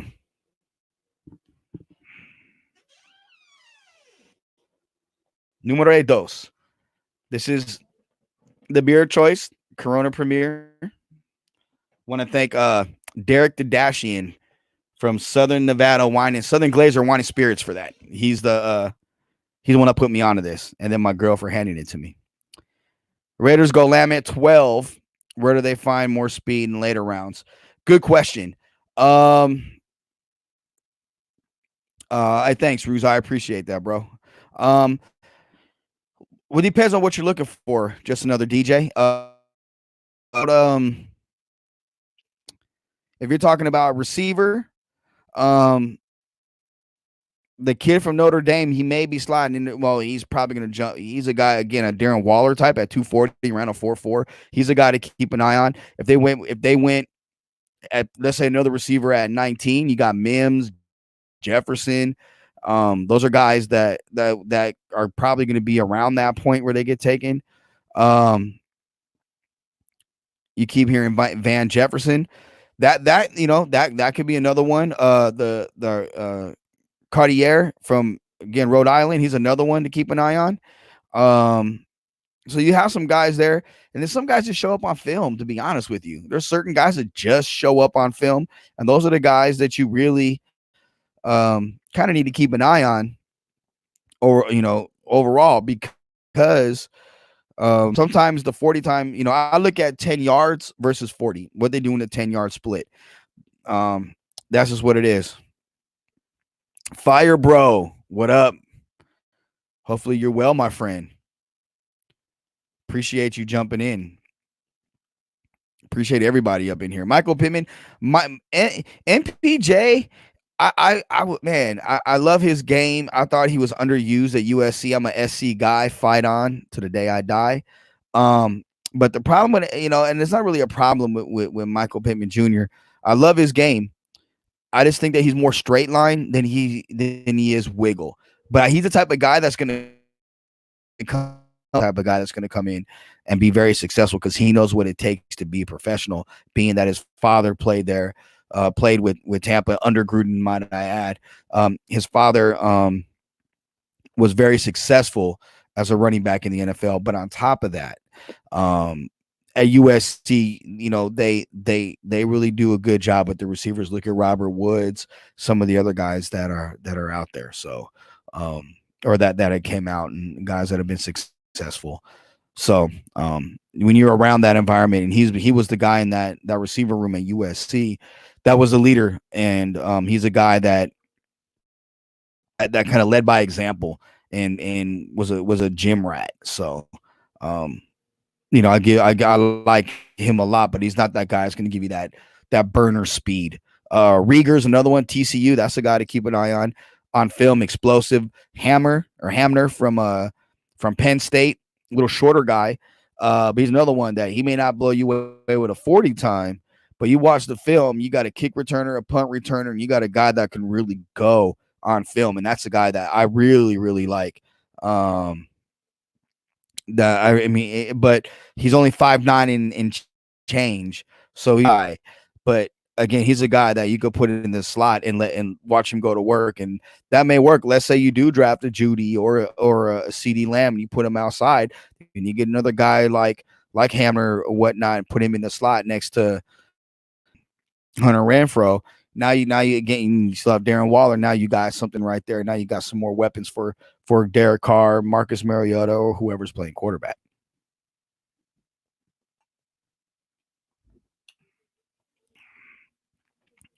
Pittman Sr. Had the most ridiculous arms. He was ripped. I remember when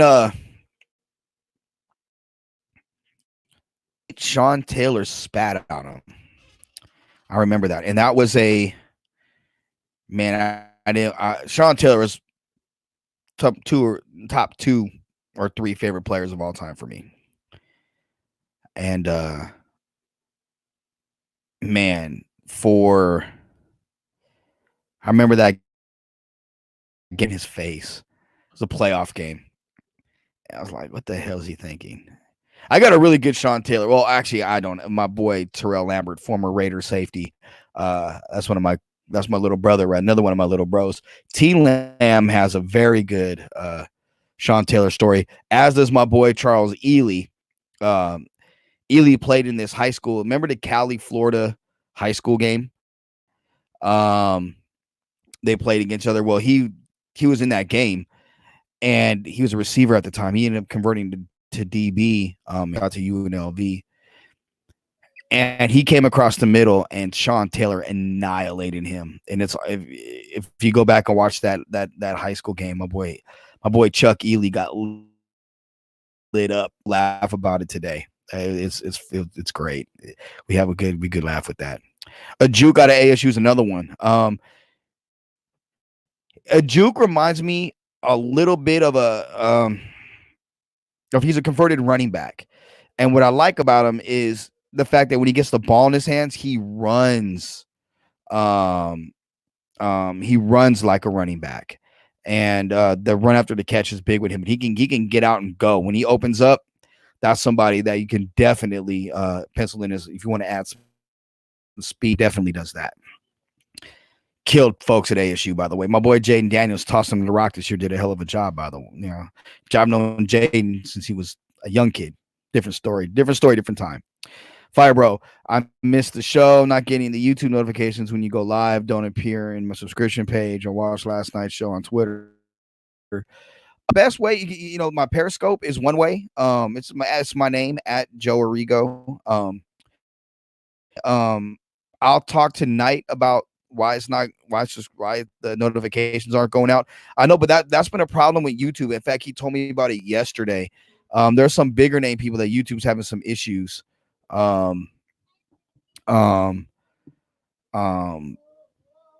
a lot of their people, a lot of their shows not sending out notifications and to their subscribers. So we got to get that. We'll hit YouTube up and see what's going on with them. I know with everything going on in the world, they're having some issues themselves.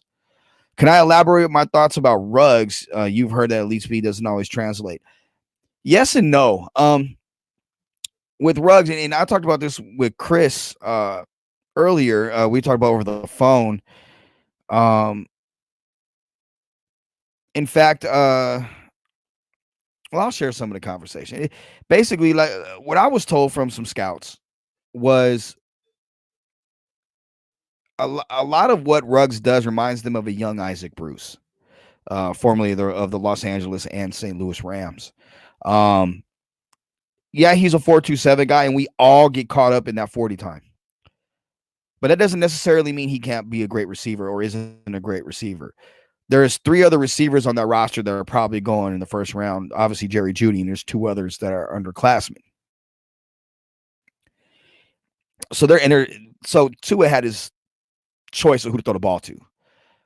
He ran a lot of deep stuff, but he could run the underneath stuff too. Some people I talked to said that they think he's a better catcher than Jeudy. But what separates Jeudy is his releases, his feel for everything. You have that right, that description right there. He's not a guy that's 4.27 with no wiggle, meaning his hips aren't tight. It's interesting to see. I'm interested to see at this level, is he able to set people up with his route running? If you're running that post corner, if you're running that if you're running a deep route and you need to break it off, if you're running a dig and you got to sell that dig and you got to throttle down, but are you going to be able to get that DB to open his hips one way and then you get out of your break and go the other way before he can get out of his? That's what I want to see out of him. I'm gonna watch some more tape on him. I told Chris I was going to do that earlier. I'm gonna end up doing that later tonight. And what I'll do is, in fact, I don't know, Chris is in here. I'm going to email you the link. Chris, I want you to come in and I want you to come in and you're a big Ruggs guy. I want you to come in and jump in and I'll just sent you the email now, so you should have it. I want you to come in and just and talk about why you think Ruggs is a legit number 1 receiver and a guy that the Raiders should really consider at number 12 or 19 should he be there. You should have the email right now if you're in here, Chris. And then that way you're able to, because Chris, said to me that he thinks Ruggs is legit number 1 guy. I don't know if he'd be his number 1 receiver off the board, but for him to do that,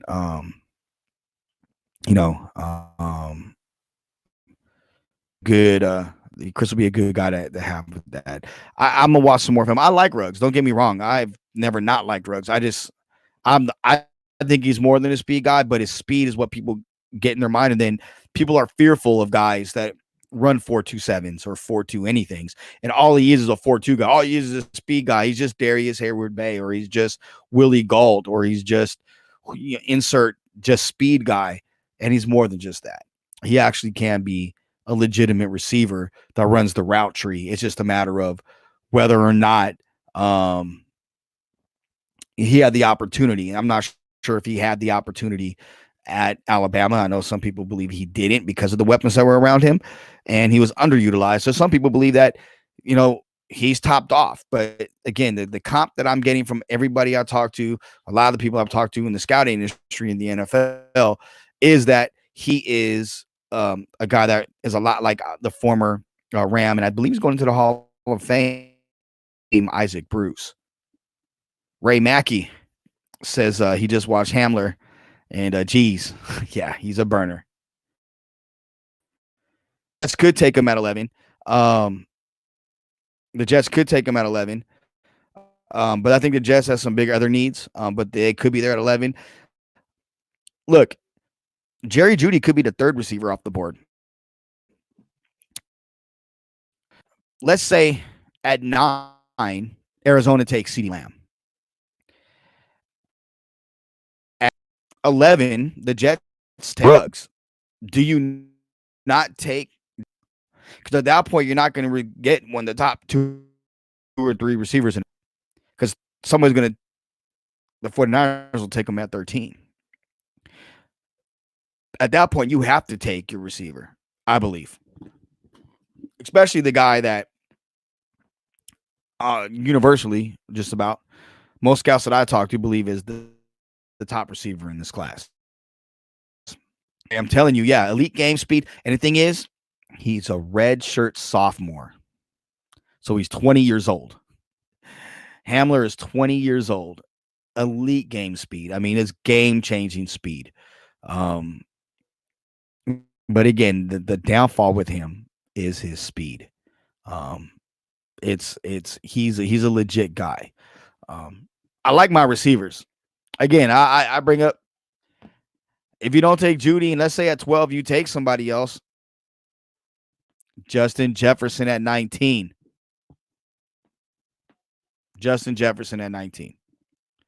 In fact, I'll pull the movie Draft Day, where it was like, whoever the dude's name was at Justin Jefferson, no matter what. I'll pull one of those. Says he's not a huge Judy fan. He's just not as dynamic enough for him. Great runner, but not a home run hitter. I think he's great after the catch. That's just me. Who would the Raiders pick at 12 that would disappoint me? Just another DJ? That's a good question. A quarterback. A quarterback. I think if you're going to get your quarterback, if you want one in the first round, take him at 19. Don't take him at 12. Get the weapon get the future at 19. We're an offensive tackle. That would be no. I wouldn't want an offensive tackle. That means that you feel you're set at the receiver position in the skill position for the most part, and you don't believe in your line. And I disagree with that. I would say quarterback or offensive line. That would be disappointing to me. What about you? Who would you guys tell me who you would take at 12 and 19? Who do you not want to see drafted by the Raiders at 12 or 19? Let me know. I'll definitely want to know. We're going to do this for another, let's say 23 minutes. We're going to go to the top of the hour, and then we're going to get out of here. That way I can grab some food. I got to figure out something to eat before everybody closes on me. Rue says OT would be good. Play him at right guard, cut Gabe, put the tackle, and then put him at tackle and cut Trent. You don't like Trent Brown. I disagree with you respectfully on that.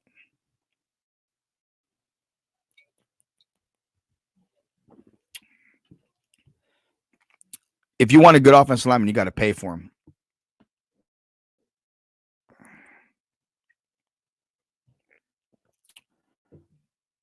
May not be a fan of it, but you see how he looked at those receivers in this group and what he said about this receiving group to Rich and Daniel Jeremiah.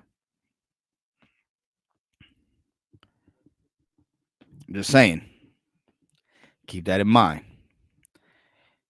You seen the 4.27? He's look at him with Isaiah Simmons. Ho ho ho! So I'm just saying. I know Isaiah Simmons is a linebacker, ran what he ran, but I also think, that he's not going to pass up on one of those difference makers because they don't come around too often. You're not going to have this type of receiving ability or this deep of a receiving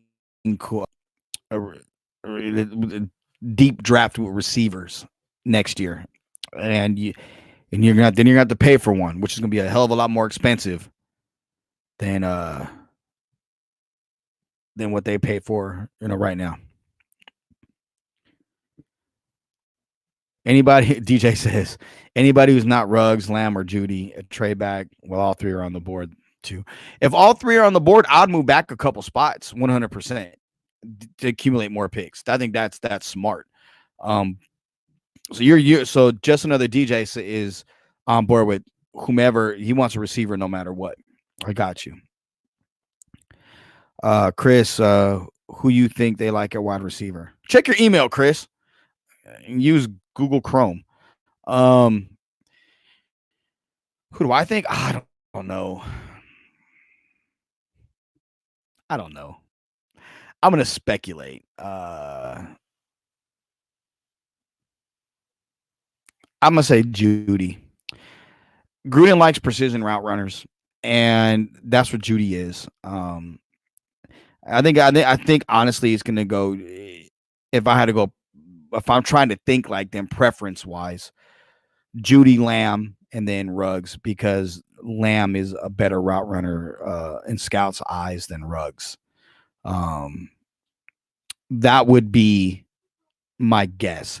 That's me guessing. I don't know. I'm trying to read their mind or answer your question like that, but I'm not 100% like, yeah, this is definitely what it is. Because I don't know, and if I had any inclination of what their draft board looks like or who they liked, I would never say anything publicly.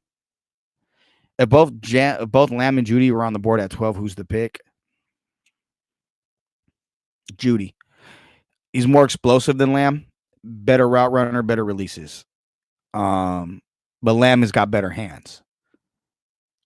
Both are good with the ball in their hands after the catch. But I think it's Judy, Lamb, and then Ruggs. Do I think Simmons or the DT from Auburn or Brown slipped to 12? No. And I'll say this: if Simmons is available at he's there at like 9 or 8, the Raiders need to make a phone call and trade up with one of those picks with 12 and something else. They have to. He, to me, is the best player in this draft. I've said that a couple times. There's Chris. Here we go. Matt to the stream. There he is. What's up? There we go. All right. So Chris, let's talk about, I know we talked about the question was regarding Ruggs. And I know that's your guy. So Yeah. like let everybody know like why you think Ruggs is a legitimate in the best receiver in this class or legitimate number 1 going forward. So I'm gonna preface it by saying that he's not my favorite. Like if I had a choice of the three, I'm going CD Lamb. But I understand what he brings. So obviously everyone focuses on his speed. What that speed allows you to do is open up the run game completely, right? What does Gruden like to do? He wants to run the ball. You don't have that safety coming down in the box if you have Ruggs on the sideline. I mean on the field. So first of all, he opens up the run game big time. Also, his speed allows everything underneath to open up. It just creates so much space. So if you have a guy like that with that kind of speed, and he does have the ability to run routes, he wasn't utilized in that way at Alabama. And if you actually look at the route trees per receiver, his is the most diversified route tree ran. So I just think that, and you look at what the numbers he put up at the combine. He comes in at 5'11", so he's 2 inches shorter than Judy. He's 3 inches shorter than CD Lamb, but he's got a 42-inch vertical. The dude can get up there. I mean, if you look at some of his plays, it's not like you can't throw back shoulder, throw a contested pass, and he won't go up and get it. He can go up and get it, much like Tyreek Hill. I mean, Tyreek Hill is short, but I mean, you've seen countless times where he's gone up and like made that contested catch. Albeit Derek Carr is not Mahomes, but I mean, I really truly do believe he has that ability. I guess for me when it comes to it, like I don't know what the numbers are offhand. You may have it offhand, but his broad jump. The broad jump to me is all about explosion. Explosion, yeah. And if his broad jump is greater than Judy, and he's already faster than Judy. That's unquestioned. Right, But but that's it's not supposed like to be Judy's slow. He ran a 4.41. So exactly. I mean, they're both fast receivers. And but I think what separates Judy from me, and I said this to you on the phone, was Judy being able with his route running with that speed to create separation.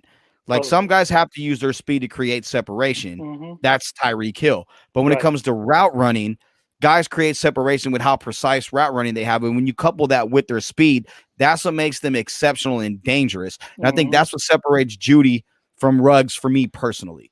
Yeah, and I don't disagree with you. I mean, if you ask DBs who they want to guard, nobody wants Judy because of his route running ability. But again, I think Daniel Jeremiah brought this up. He said if you polled 31 defensive coordinators, who's the one guy they don't want in their division? It's Henry Ruggs. I mean, he is a matchup nightmare. And I think, like I said, I mean, you look at Alabama's offense, they got four receivers that are going to go in the first round. Two of them went back to school, and then Judy and Ruggs are coming out this year. So there's only so many footballs to go around, you know what I mean? Plus, they have a run game, and they're a more conservative offense to begin with anyway. So, I think paired with the right team and the right offensive coordinator, you can see Henry Ruggs um, have a much greater ceiling than some of these other guys. So the next question I'll have, I thought this is as you're talking about that, it kind of brought it to my attention. Ruggs, let's say they take Ruggs at 12, right? And put him on the Hmm. outside, opposite of Tyrell Williams. Which he played at Alabama.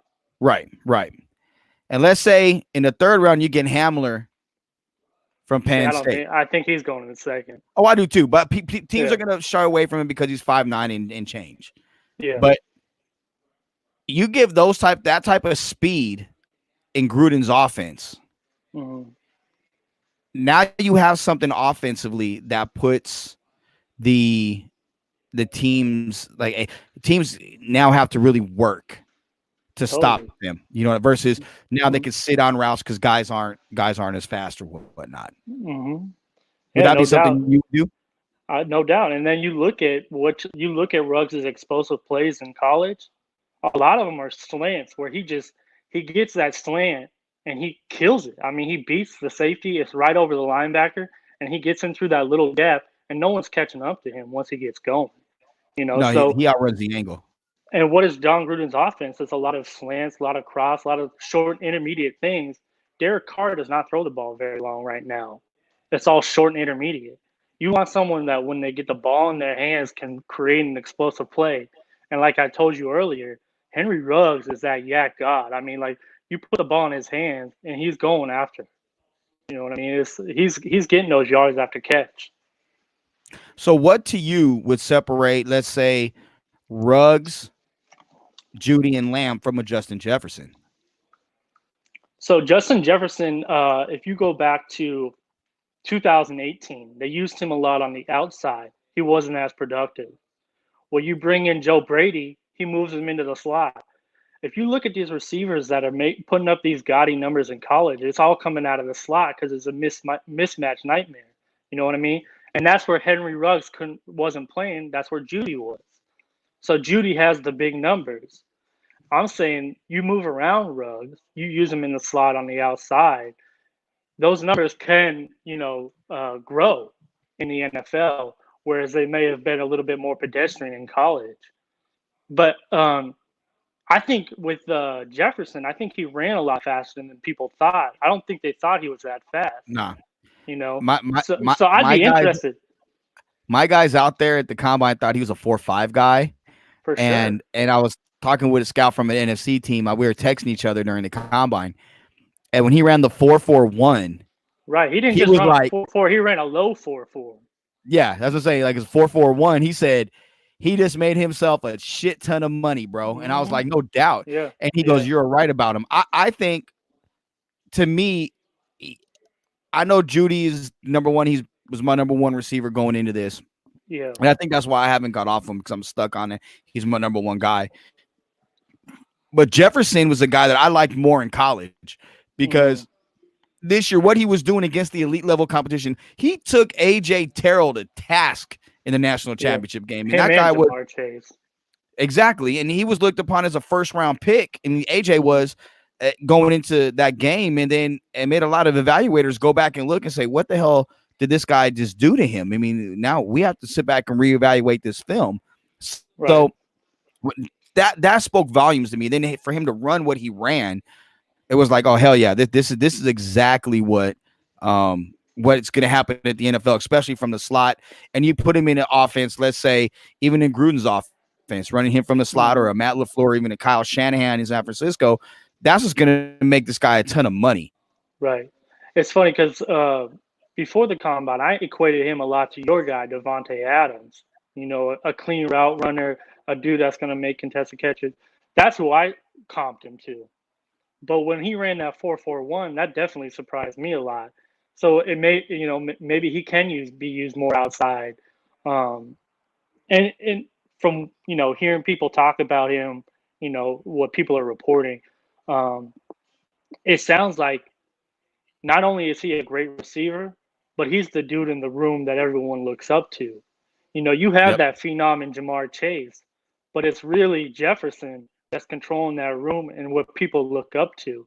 So I think that goes a long way, especially when you're talking about the team that Mike Mayock and Gruden are trying to put together. They're harping on leadership.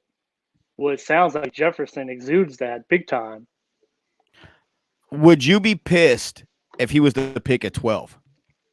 No, but that's the thing is like I think I'm a Raider fan now where I've kind of like I set myself up to be surprised. That's why I never fall in love with anybody, so I don't set myself up for disappointment. You know what I mean? And so like last year, nobody saw Cleveland Ferrell at number 4. Nobody would have predicted that. So if they The take story Jefferson I'm at a, 12, please believe I will not be surprised. so I was in Fresno last year covering the Raiders out here for their draft, and I was with a guy in Fresno. His name is George Takata. George is Mr. Fresno Sports. He's been a sportscaster out here for years, Mhm. and I was on my way to his house. I was in an Uber going there. We were gonna get hammered, so like we're like, let's watch the draft together. And I get there, and he's like, all right, so who the Raiders are gonna take? And I happen to get a text from somebody that was in the room, and he was Mhm. like, keep an eye on Klee at 4. And I was Mhm. like, I'm gonna let George just sweat this one Yeah. out a little bit, right? Yeah. So I get there, and he's like, so who they got? Who you got? I was like, I think gonna surprise you. He's like, they better not take a effing quarterback, And I'm like, no, Yeah. no, no, no, no, Yeah. no, no. Yeah. And when they took Clea 4, he goes, "What the f? What the fuck?" Exactly. And he Yeah. just totally lost it. And Yeah. but then I was like, "Dude, look, this is what the process of what they're thinking." Another good friend of mine, Joe Pacheco, was there, huge Raider fan, and it was really cool to be with them during that moment. But that's why I say it wouldn't, in a way, it wouldn't surprise me if Jefferson was the guy at 12, because it goes against the norm, and they're adding guys like you said that are big in the room in terms of Mhm. their, in the receiver room. They're football junkies. Now, I want to kind of keep on the same gear. Um, to me, my comp with him is Hopkins. That's what he reminds me of coming out. What do you think And about that's it? where everyone's saying CeeDee Lamb is most like DeAndre Hopkins.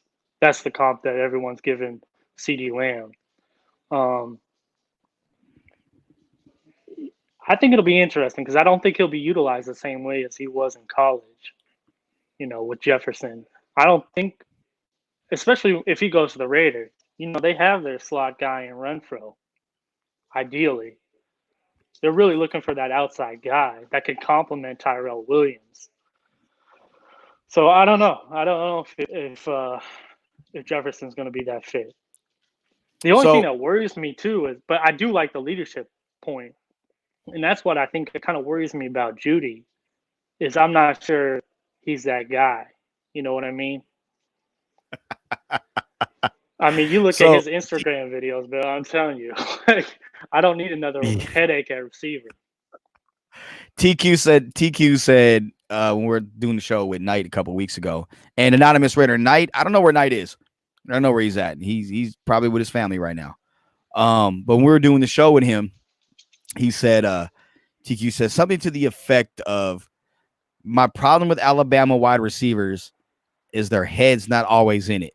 Mm-hmm. Like they have so much success at Bama that their head isn't always in it. Now, we excluded Julio Jones in it from that conversation because Julio is family. That's Squeeze's cousin. He's a good friend. He's our friend, our Plus, family. he's just a freak. He is. And if I'll tell you offline some of the stories about Julio and how his living situation prior to becoming Julio Jones, even while Yeah. at Alabama. It was crazy. But there's a Mm-hmm. question on here from just another DJ that I want to pose to you, I think it's a good question. He said, looking at all the DBs in the AFC West, which of the top three receivers would have the biggest impact against those DBs? Well, Tyreek Hill right off the bat. I Well, mean, no, that no. dude's What just a what what what DBs though? So you figure you're the Raiders, and you have mm-hmm. the Chiefs, Broncos, and Chargers. So you have the Chargers DB room with Harris, Hayward, and I forget the other dude's name. Then you have the Broncos DB room, and then the Chiefs DB room. Which receiver out of CeeDee Lamb, Jerry Jeudy, or Ruggs would have the biggest impact against those receivers? Interesting. Well, that's the one thing about the AFC West is their DB are not that great. I mean, with the exception of the Chargers, and we didn't really get to see it last year because Derwin James was injured for the majority of the year. I mean, he's a game changer, no doubt. But Yeah, exclusively at the outside position at corner, there's not a ton of great corners. I'm not really scared about Chris Harris Jr. to be honest with you. I think he's a little bit slower and he's more suited in the slot. yeah. And I think that's ultimately why he didn't end up with the Raiders because we have Joyner. So I'm not the corners don't. I mean, they don't really scare me that. To be honest with you. But what do you think out of the three receivers that were available? Who do you think is going to have the biggest impact against those AFC corners, AFC West corners? Uh, well, I think if you look at KC and what they've been able to do with Tyreek Hill, I mean, he strikes fear in all of the corners, right? And who's most like that? Henry Ruggs is. And like I was telling you earlier, what DJ was saying, most defense coordinators don't want to see him in the division because he is a nightmare. You have to game plan for him. And again, he brings that safety back, which opens up the run game. And if you cheat a safety up, he's by you. And so that's the ultimate mismatch. But I mean, Judy's he's a pristine route runner. He's going to get open. I equate him a lot to Amari Cooper. I think he's going to bring, a lot to what Amari Cooper did, and we saw how that worked. You know, Yeah, I think they have differing personalities. It seems like Judy has a little bit more dog in him, where Cooper is more like, if he's going up against your number two corner, he's going to eat him alive. But if he goes up against your number one corner, I think he kind of gets punked a little bit. I mean, we saw it like right off the bat with Pac-Man. Pac-Man put him in his place, and that was it. So and I think I'm CD is like physical. You know what I mean? He doesn't get a ton of separation, but he makes those contested catches. And again, when he's the best with the ball in his hand, it but takes more see, than that first guy to take him down. you're right that he doesn't get that separation, and that to me is what scares me about him. Yeah, and he's coming Separating from out of the college Big DB, 12 where there's no defense. exactly, Yeah, exactly. So if you're not separating from Big 12 corners, what are you going to do against, a Casey Hayward, when he's playing man, or Jair right, Alexander, or right. or um Trayvon White, or Yeah, Jalen Ramsey, against those guys that will lock you up. Literally, they want to be manned up on you. They want to be impressed because they're going to no be like, doubt. you're not going to separate from me. I'm going to be on your Right, hip, and I'm going to make a play. right. That's my big. That's why I see the DeAndre Hopkins thing. DeAndre Hopkins, he does a lot of his work underneath. You know what I mean? He's making those contested catches.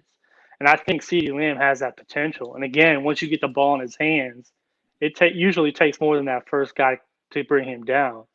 I mean, you've seen various highlights where there's four guys around him and he ends up scoring. Like, it's like, how did that happen? He's special in that way. Yeah, but it's in the Big 12. If I'm gonna play devil's advocate, True. it's in the Big 12. I Right. mean, No there isn't doubt. a big. And you really can't. He can't do anything about that. You know what I mean? So That's true. it's And just kind of. but that's the other thing too for me. And I'll take it a step further. Like, and I'll go to quarterbacks because I'll transition to Jalen Hurts. Mhm, Like, how many of like you've seen what Mahomes is different, and I don't mhm, think you know anybody can take credit for Mahomes other than his former head coach at Texas Tech. When I had Nick Hamilton, I should have asked Nick yesterday or 2 days ago when I had him on. We were doing our show. Like I told Nick before anybody, like you literally, it was like that December, January. I'm like, dude, Mahomes is the truth, and he's like, who is this guy? And I'm like, bro, like mhm.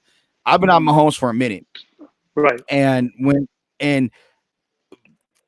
going forward, you had Lincoln Riley with Mahomes, with Hurst, and with Baker, and well, no, not with Mahomes. Excuse me, not with Lincoln Riley. But you have Baker, and now Jalen Hurts with Lincoln Riley. My point is, how does that? I know what I think. The system, that Oklahoma runs, which frees up receivers because you're running in a system that makes everybody look good. But when against good teams, you've seen what happened the last 2 years when Oklahoma plays really good teams. That offense Yeah. is not the same. Right. And I doubt JD just a little bit, and that's why I like. I mean, he's my number 2 receiver in this draft, behind Judy and in front of Ruggs. But then I have Jefferson at 4, Mims at 5. Mhm. What Mims brings, and I think teams are starting to see it now, is length. He knows how to create separation with his length. He reminds me of a faster Jordy Nelson coming out of Kansas State. He reminds me of a faster Jordy, and Jordy he was still the 4x1 record holder for his state when he came out. But he reminds me of Jordy Nelson in a lot of ways, how he's able to get open on deep routes and how he wins contested balls. Yeah. I think with Denzel Mims, the thing that worries people is at Baylor, his route tree wasn't asked to do a lot. Kind of like in the DK Metcalf situation where Yep. he's so physical. He's running those go routes. He's getting by dudes that he's not really asked to run the full route tree. Now, whether that can be taught, I don't know. I'm not an expert, but um, I think the physical traits are intriguing, and I think that's why he's moved up so much. Like you said, he's so big, he's fast, he's long, and again, he's one of those dudes that can make a contested catch. So he's intriguing, but I mean, I wouldn't want to take him at 12. No, not at Like I 12. No think if way. I think if you moved back from 19 and potentially maybe got him, I think Jefferson's going to be the fourth receiver taken, and then I see Mims after that. Oh, I agree 100%. That's kind of how I see it playing out. I agree 100% with that. What do you now? We talked about Delpit a lot the last couple of days and being, let's say, potentially at 19. Um, we kind of talked about it again privately, but let's just, you know, you're a part of the franchise family now. So what do you, when it comes to Delpit and what he brings to the table, talk about why he's intriguing to you at 19 and what he brings it from 18 and 19 to where he is now. Yeah. So first of all, people thought he had a bad year this past year, and they're comparing it to 18, but he still won the Jim Thorpe Award for best DB in college football. So he couldn't have been that bad. But what ended up happening was he had a high ankle sprain early in the season, and that affected his play this past year. In 18 going into 19, he was consensus top 10 pick, no doubt. I think where people have issues with him is his tackling. He's not a sound tackler. I think that's something that can be improved. And I think he has a ton of ability. And again, you want to find someone that complements Jonathan Abram. Jonathan Abram's best utilized in the box, blitzing, getting in those run fits. We need someone in the back end that can kind of use their range to be all over the field, sideline to sideline. And we don't really have that right now. We have Jeff Heath now and then Eric Harris, and those guys are really best utilized as a third safety, core special teams players. They really shouldn't be starting. And so that's why I could see Delpit being a fit at 19. If because there's really nobody out on free agency that's going to fit in right away, and you're going to feel comfortable putting them at free safety. Look, I'm gonna be real with Demarius Randall. He'd be the one guy that I'd kind of say, okay, he kind of fits because he has range, but when it comes to tackling, he's abysmal. Like he takes Right, the and the worst problem with angles. him is how many teams will he be on now in so many years? Three You know, teams there's in a 4 years. reason. Three teams Right, in there's four a years. reason why. Yeah, and part of it, So, like in Green Bay, his attitude ran him out of Green Bay. They used right. him at corner. He pissed off Mike McCarthy and Uh, and the defensive coordinator Mike Pettin at that time, his final year there, and I think they either traded him or released him. He goes to mm-hmm. Cleveland, has a great. They move him back to safety, and he has a great year. That's what he played at ASU. And then last year he didn't have a great year. You know, again, you see Right. he's out of a game for targeting. Just again, And what happened in 18? Who was the coach? You know what I mean? Like, oh boy, he went to the Jets this past year, and I think he covered a lot of holes that were in the Cleveland team in 18. yeah, Greg You know, Williams. Greg Williams, yeah. And you saw, Jamal Adams had a great year this year at safety for the Jets when he moved over there. Oh, he's a You know, dog, so though. well, he is. I mean, but like he even elevated his game Yeah, that much more. So yeah, I mean that you know he'd be nice on like on a minimum contract, but I wouldn't be spending any sort of money on him. no, and that's why I think that's kind of the holdup. He wants more than what they're trying to Right. they were trying to pay him. I'd rather draft someone like I was telling you, Ashton Davis out of Cal, or someone that could play that free safety position. I'd rather go that route in the third or fourth than to pay somebody. You know, again, there's a reason you haven't been signed this late in free agency. That's why I'm a Delpit guy. I think in the comp I'm going to use, and I'll use it loosely because I'm talking about a Hall of Famer, and I'm talking about a guy that, quite frankly, when it comes to playmakers, he's one of the best playmakers to ever play the game. But he reminds me a lot of Ed Reed, not Ray. Excuse me, Yeah, Ed Reed. You know, the way with his range, the way that he gets sideline to sideline, the way he could play center field.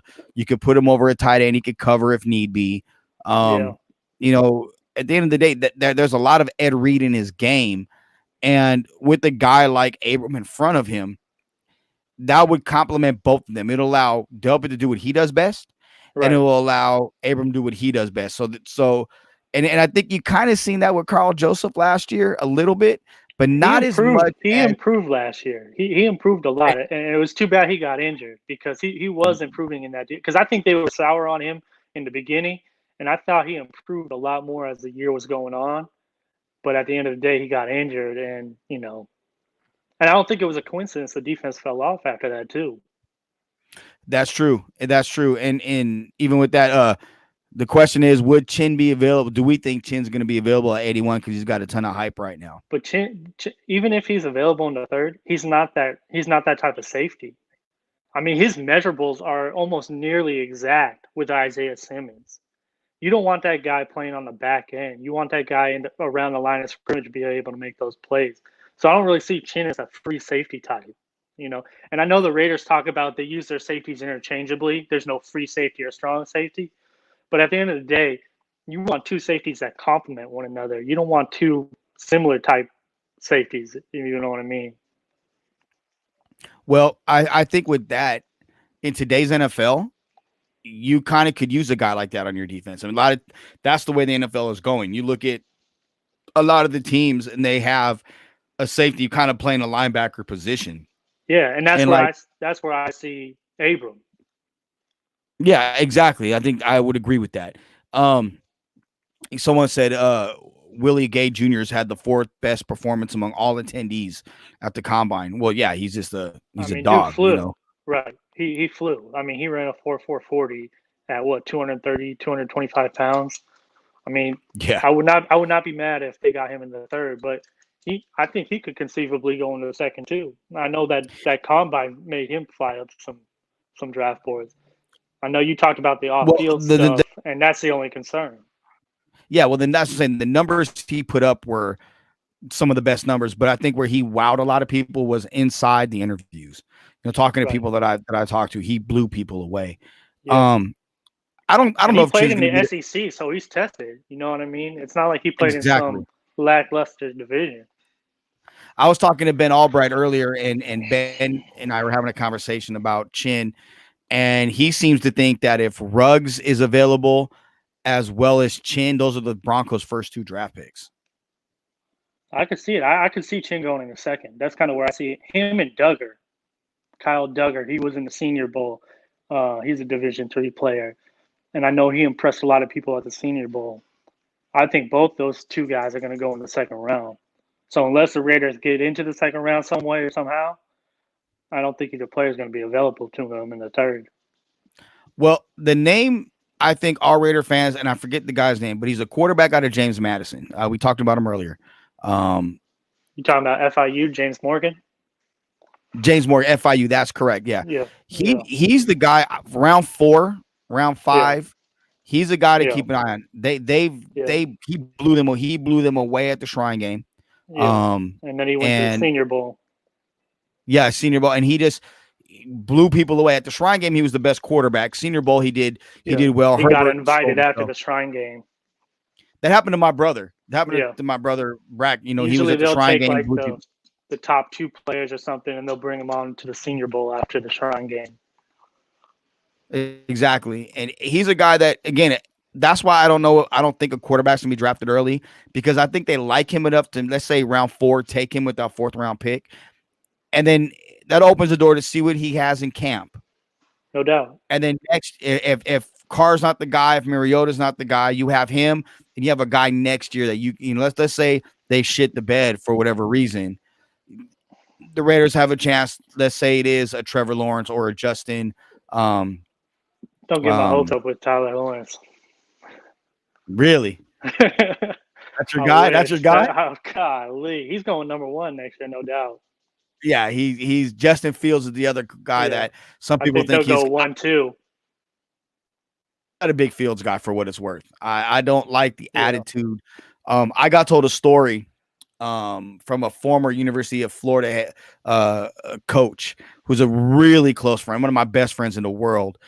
And they were recruiting Fields, and he walked into his recruiting trip and he had sunglasses on, too cool for school, as he said. See, he said, let me tell you, this motherfucker came in here too cool for school, shades on and shit, talking about what you gonna offer me, what y'all talking about.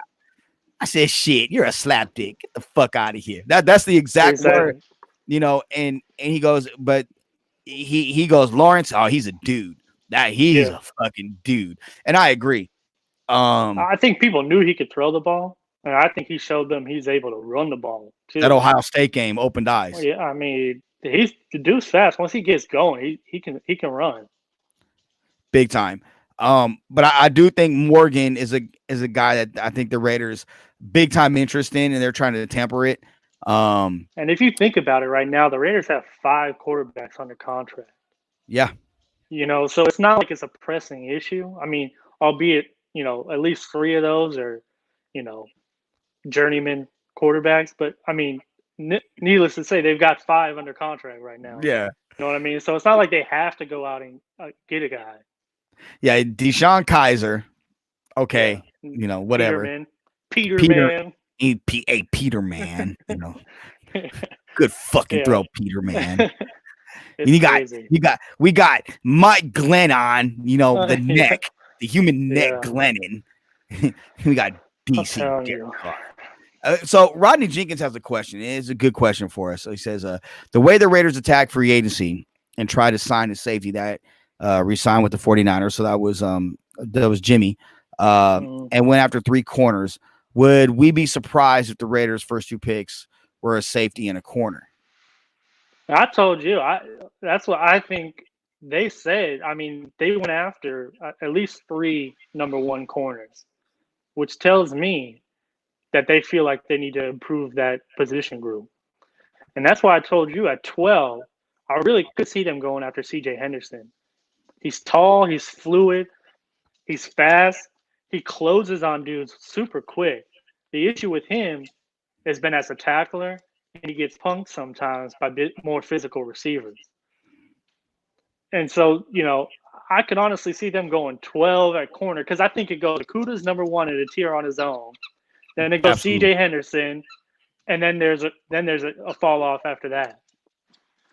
And so I could see because I think C.J. Henderson will be there at 12. I don't think he'll be there at 19, which leads me to believe I could see them going C.J. Henderson at 12 and then taking maybe a Jefferson or another receiver at 19 if they stay put, or maybe they move back at 19.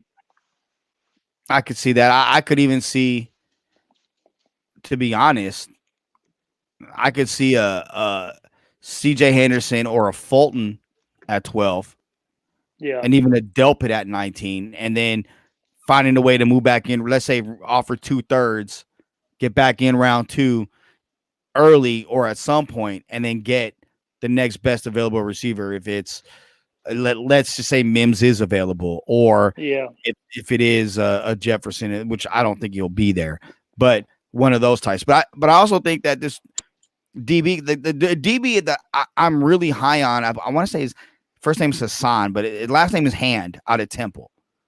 I haven't watched him. Watch him. 6'1", 6', 190, long arms, former Baylor Bear, transferred to Temple, had 3 picks last year. Really, against their 2 teams they played in the top 25 against Memphis and somebody else, he really showed out. Big time games, great film against good competition. Comes up, he feels well in the run game, fluid hips, can play off man, can play press, can play zone. He's a guy I really like, and he fits a lot of what they like to do, and he should be there somewhere in round 3, which would free them up early to draft that receiver and that safety or that core or whatever they want to, however they want to use that round 1. And I remember when Mike Mayock was with the NFL Network, he always pointed out Temple players, Temple tough. He always pointed out Temple players. And I know he was high on, and I'm forgetting his name now. Yeah, Hassan Reddick. He was big on him. And he never really panned out with Arizona, but I know he's high on Temple players, Mike Mayock is. BC guys and Temple. Exactly. And that's why, and I agree with, I think you said earlier, A.J. Dillon later in the draft as a potential combo back or the backup to Jacobs. I could People definitely say he's see a that. lot like Derrick Henry. He is he's coming in at 250 and he can move. He is. I like him a lot. And Mayock knows the BC guys, being that that's the area he grew up in. He lived up until he took the job with the Raiders and whatnot. He went to college there. Exactly. Yeah. And I think he was a 12th round pick in the draft out of BC. Yeah. Because he went to the Steelers. Yeah, I remember about that. I remember when it was 12 rounds, and it was like I was telling you earlier. Crazy. That's when the drafts were Sunday. That's before my time. Yeah, you were just out the womb when that happened. Yeah. But the drafts were Sundays and Mondays, and it started 8 o'clock Sunday morning, and then it started 8 or 9 o'clock Sunday morning, 8 o'clock Monday morning, and it was only on ESPN. And you had Uncle Mel, Berman, TJ. That was the group. Yeah, Mort. Yeah. And I tell you, and then the next that was Sunday, because you went the first, I believe, was 4 rounds or 5 rounds on Sunday, and then the rest of the draft was the next day, and you had like Andrea Kramer was like one of the hosts, and still had Mel. Yeah, it was that Monday. I like seeing those old videos where it's like all those old GMs eating up Mel Kiper, Like, who the hell is Mel Kiper? that was the Colts GM. He's like, who the hell is Mel Kiper? Yeah. I've never heard of Mel Kiper. Yeah. But then Mel was right though, in a sense. You took a guy that nobody was. Dilfer ended up winning a Super Bowl. So I mean, that's crazy. So Ray Mackey asked if the Colts came in and offered 34 and 44 for 19, would you take it? I would. I'm all about. I mean, the Raiders are not one player away. We need as much depth as we can get. You know what I mean? And this draft is loaded with a lot of good quality players. I think you want to pick up as many picks as you can get. Yeah, I would agree. I would ask for more. I would ask for one more, maybe something next year, like a second rounder next year. Yeah. But I think, and Ray says he thinks the Colts are going for it. I do too. Mm-hmm. You don't sign Phillip Old Man Rivers. And here's the thing, and I've said this privately, and I'll say it publicly now. And I don't mean, and bear with me with my analogy with this. I feel like Phillip is like a guy with dementia. Okay. My grandfather passed away of dementia, so I know a little bit about it. When you have dementia, dementia, you go through like the whole process where when it's almost your time to pass on, Right. but you have the one day and it's right before they pass away. They have Right. a lucid day where everything Right. is they're just Clicking. completely normal. Yeah. And I think that is what Phillip Rivers had 2 years ago. I think Hmm. Brett Favre had it the last year, his first year in Minnesota. And I think that's what Rivers had 2 years ago, where he had that year where it just was a phenomenal year. Manning had it the Hmm. year before they won the Super Bowl, where he had a phenomenal year. And then the year they won the Super Bowl, he wasn't that great. And I think Hmm. for me, that's what Rivers had. I think the Colts are going to go for it, but I think Rivers is going to shit the bed. Yeah, it's funny because I think a lot of people that are high up in executive positions respect Ballard a lot, their GM. But I'll be honest, a lot of what they did made no sense to me. If anybody watched Philip Rivers last year, he was awful. Yeah, Like he was just throwing things up there. I mean, he was awful. So I didn't really understand that. I mean, he's not better than Jacoby Brissett in my eyes. Not now. Maybe not now. obviously the old Philip Rivers was. And then you trade the 13th pick for DeForest Buckner, who's a nice player, but the 13th pick, and then you break him off at 21 a year. Now he's the second highest paid defensive tackle. I mean, you have to remember that he's putting up those numbers because he's got Nick Bosa on one side, he's got Eric Armstead in the middle next to him. Like he's got a lot Solid of good mentor. players, a great defense around him that's elevating his game. And that didn't make sense to me. The 13th pick is a valuable position. I don't get that one. I agree with you. Um, and I think if Rivers doesn't have the type of year that he envisions himself having, or the Colts envision him having, they're in a world of hurt because they have a great offensive line, best offensive line in Right. the NFL, arguably. Right. Other than T.Y. Hilton, I question the playmakers around him that he could get the ball to. And Ty is And injury prone. He gets injured. He's a small exactly, dude. he is. And so I'm not 100% sold on it. And then giving giving Buckner that money, that was I mean, dumb. I I just understand he's a good locker room dude. He's a good ambassador for your team. So he's not going to go out and be stupid.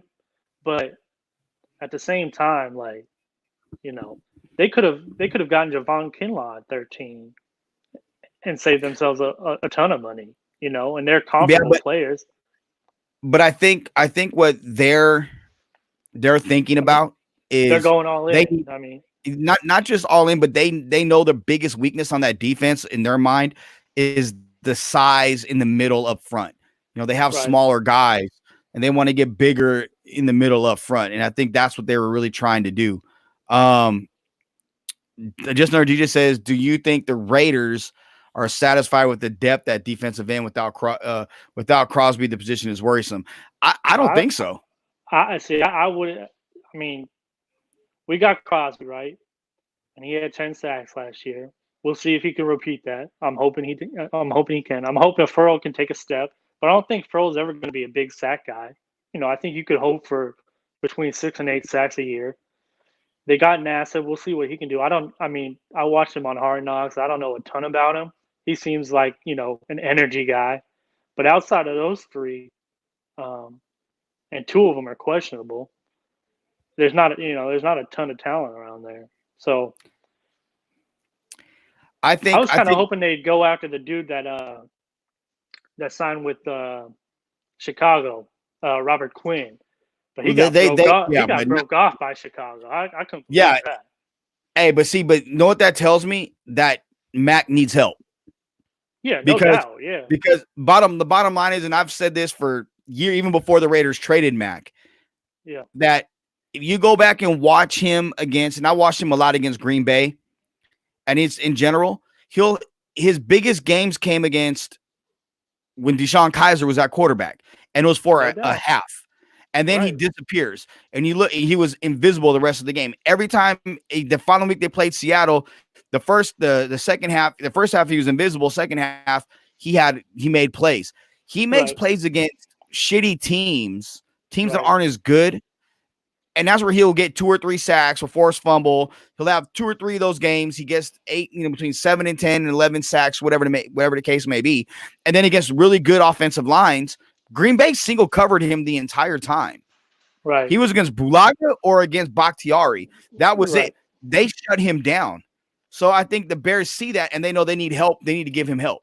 Right. And I think the narrative with Mac too is for whatever reason, I don't know if it's coincidence or not, but it seemed like those big games always were on national TV.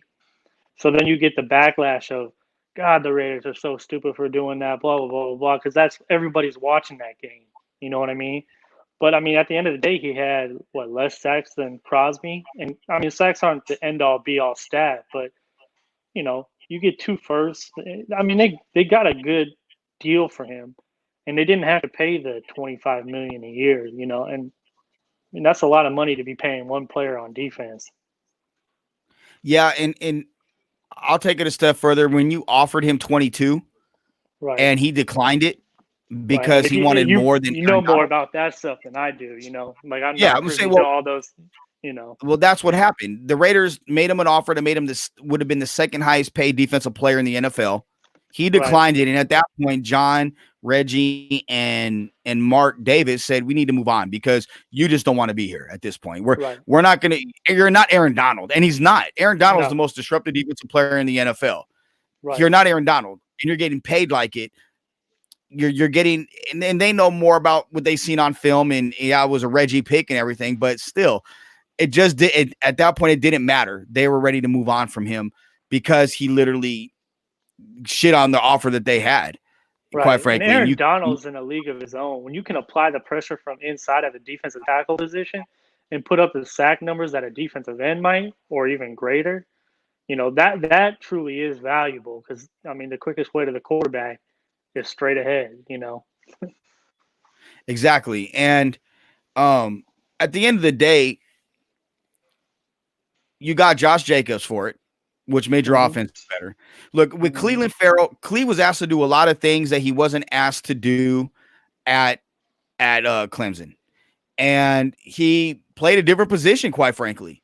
So at the end of the day, when you look at everything, he did what he was asked to do. If you want to go by stats, he had more sacks than Mac did his rookie year. So Yeah. who's to say he's not going to make that jump?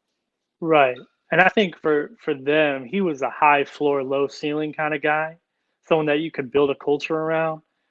And I think ideally they would have liked to have traded back and been able to select him. But, somebody has to be wanting to move up as well. So at the end of the day, Exactly. you take who you're comfortable with taking.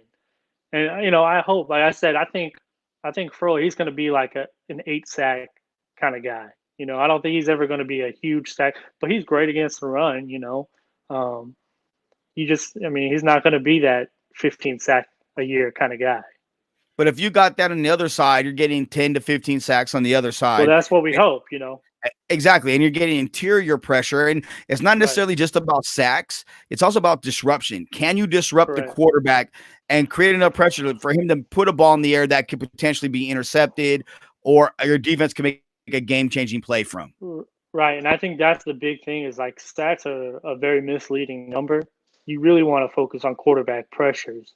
Yep. And that really tells you that the guy is getting after it and he's getting to the quarterback and he's applying that pressure. I mean, that's why I'm kind of interested to see what Malik Collins does from inside. He was the third defensive tackle in the league last year in quarterback pressures behind Aaron Donald and Chris Jones. So Yep. having that pressure up in the middle is really going to help those outside guys. And you should be able to help guys like PJ Hall if he's around and Maurice Hurst too.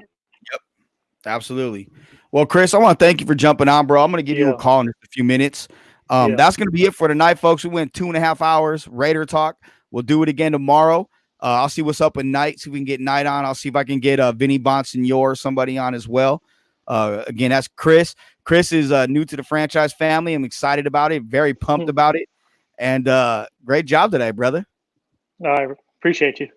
All right, guys. Raider Nation, we'll talk to you soon. Thank you for joining WWJD on the Franchise Sports Media Raiders Podcast Network.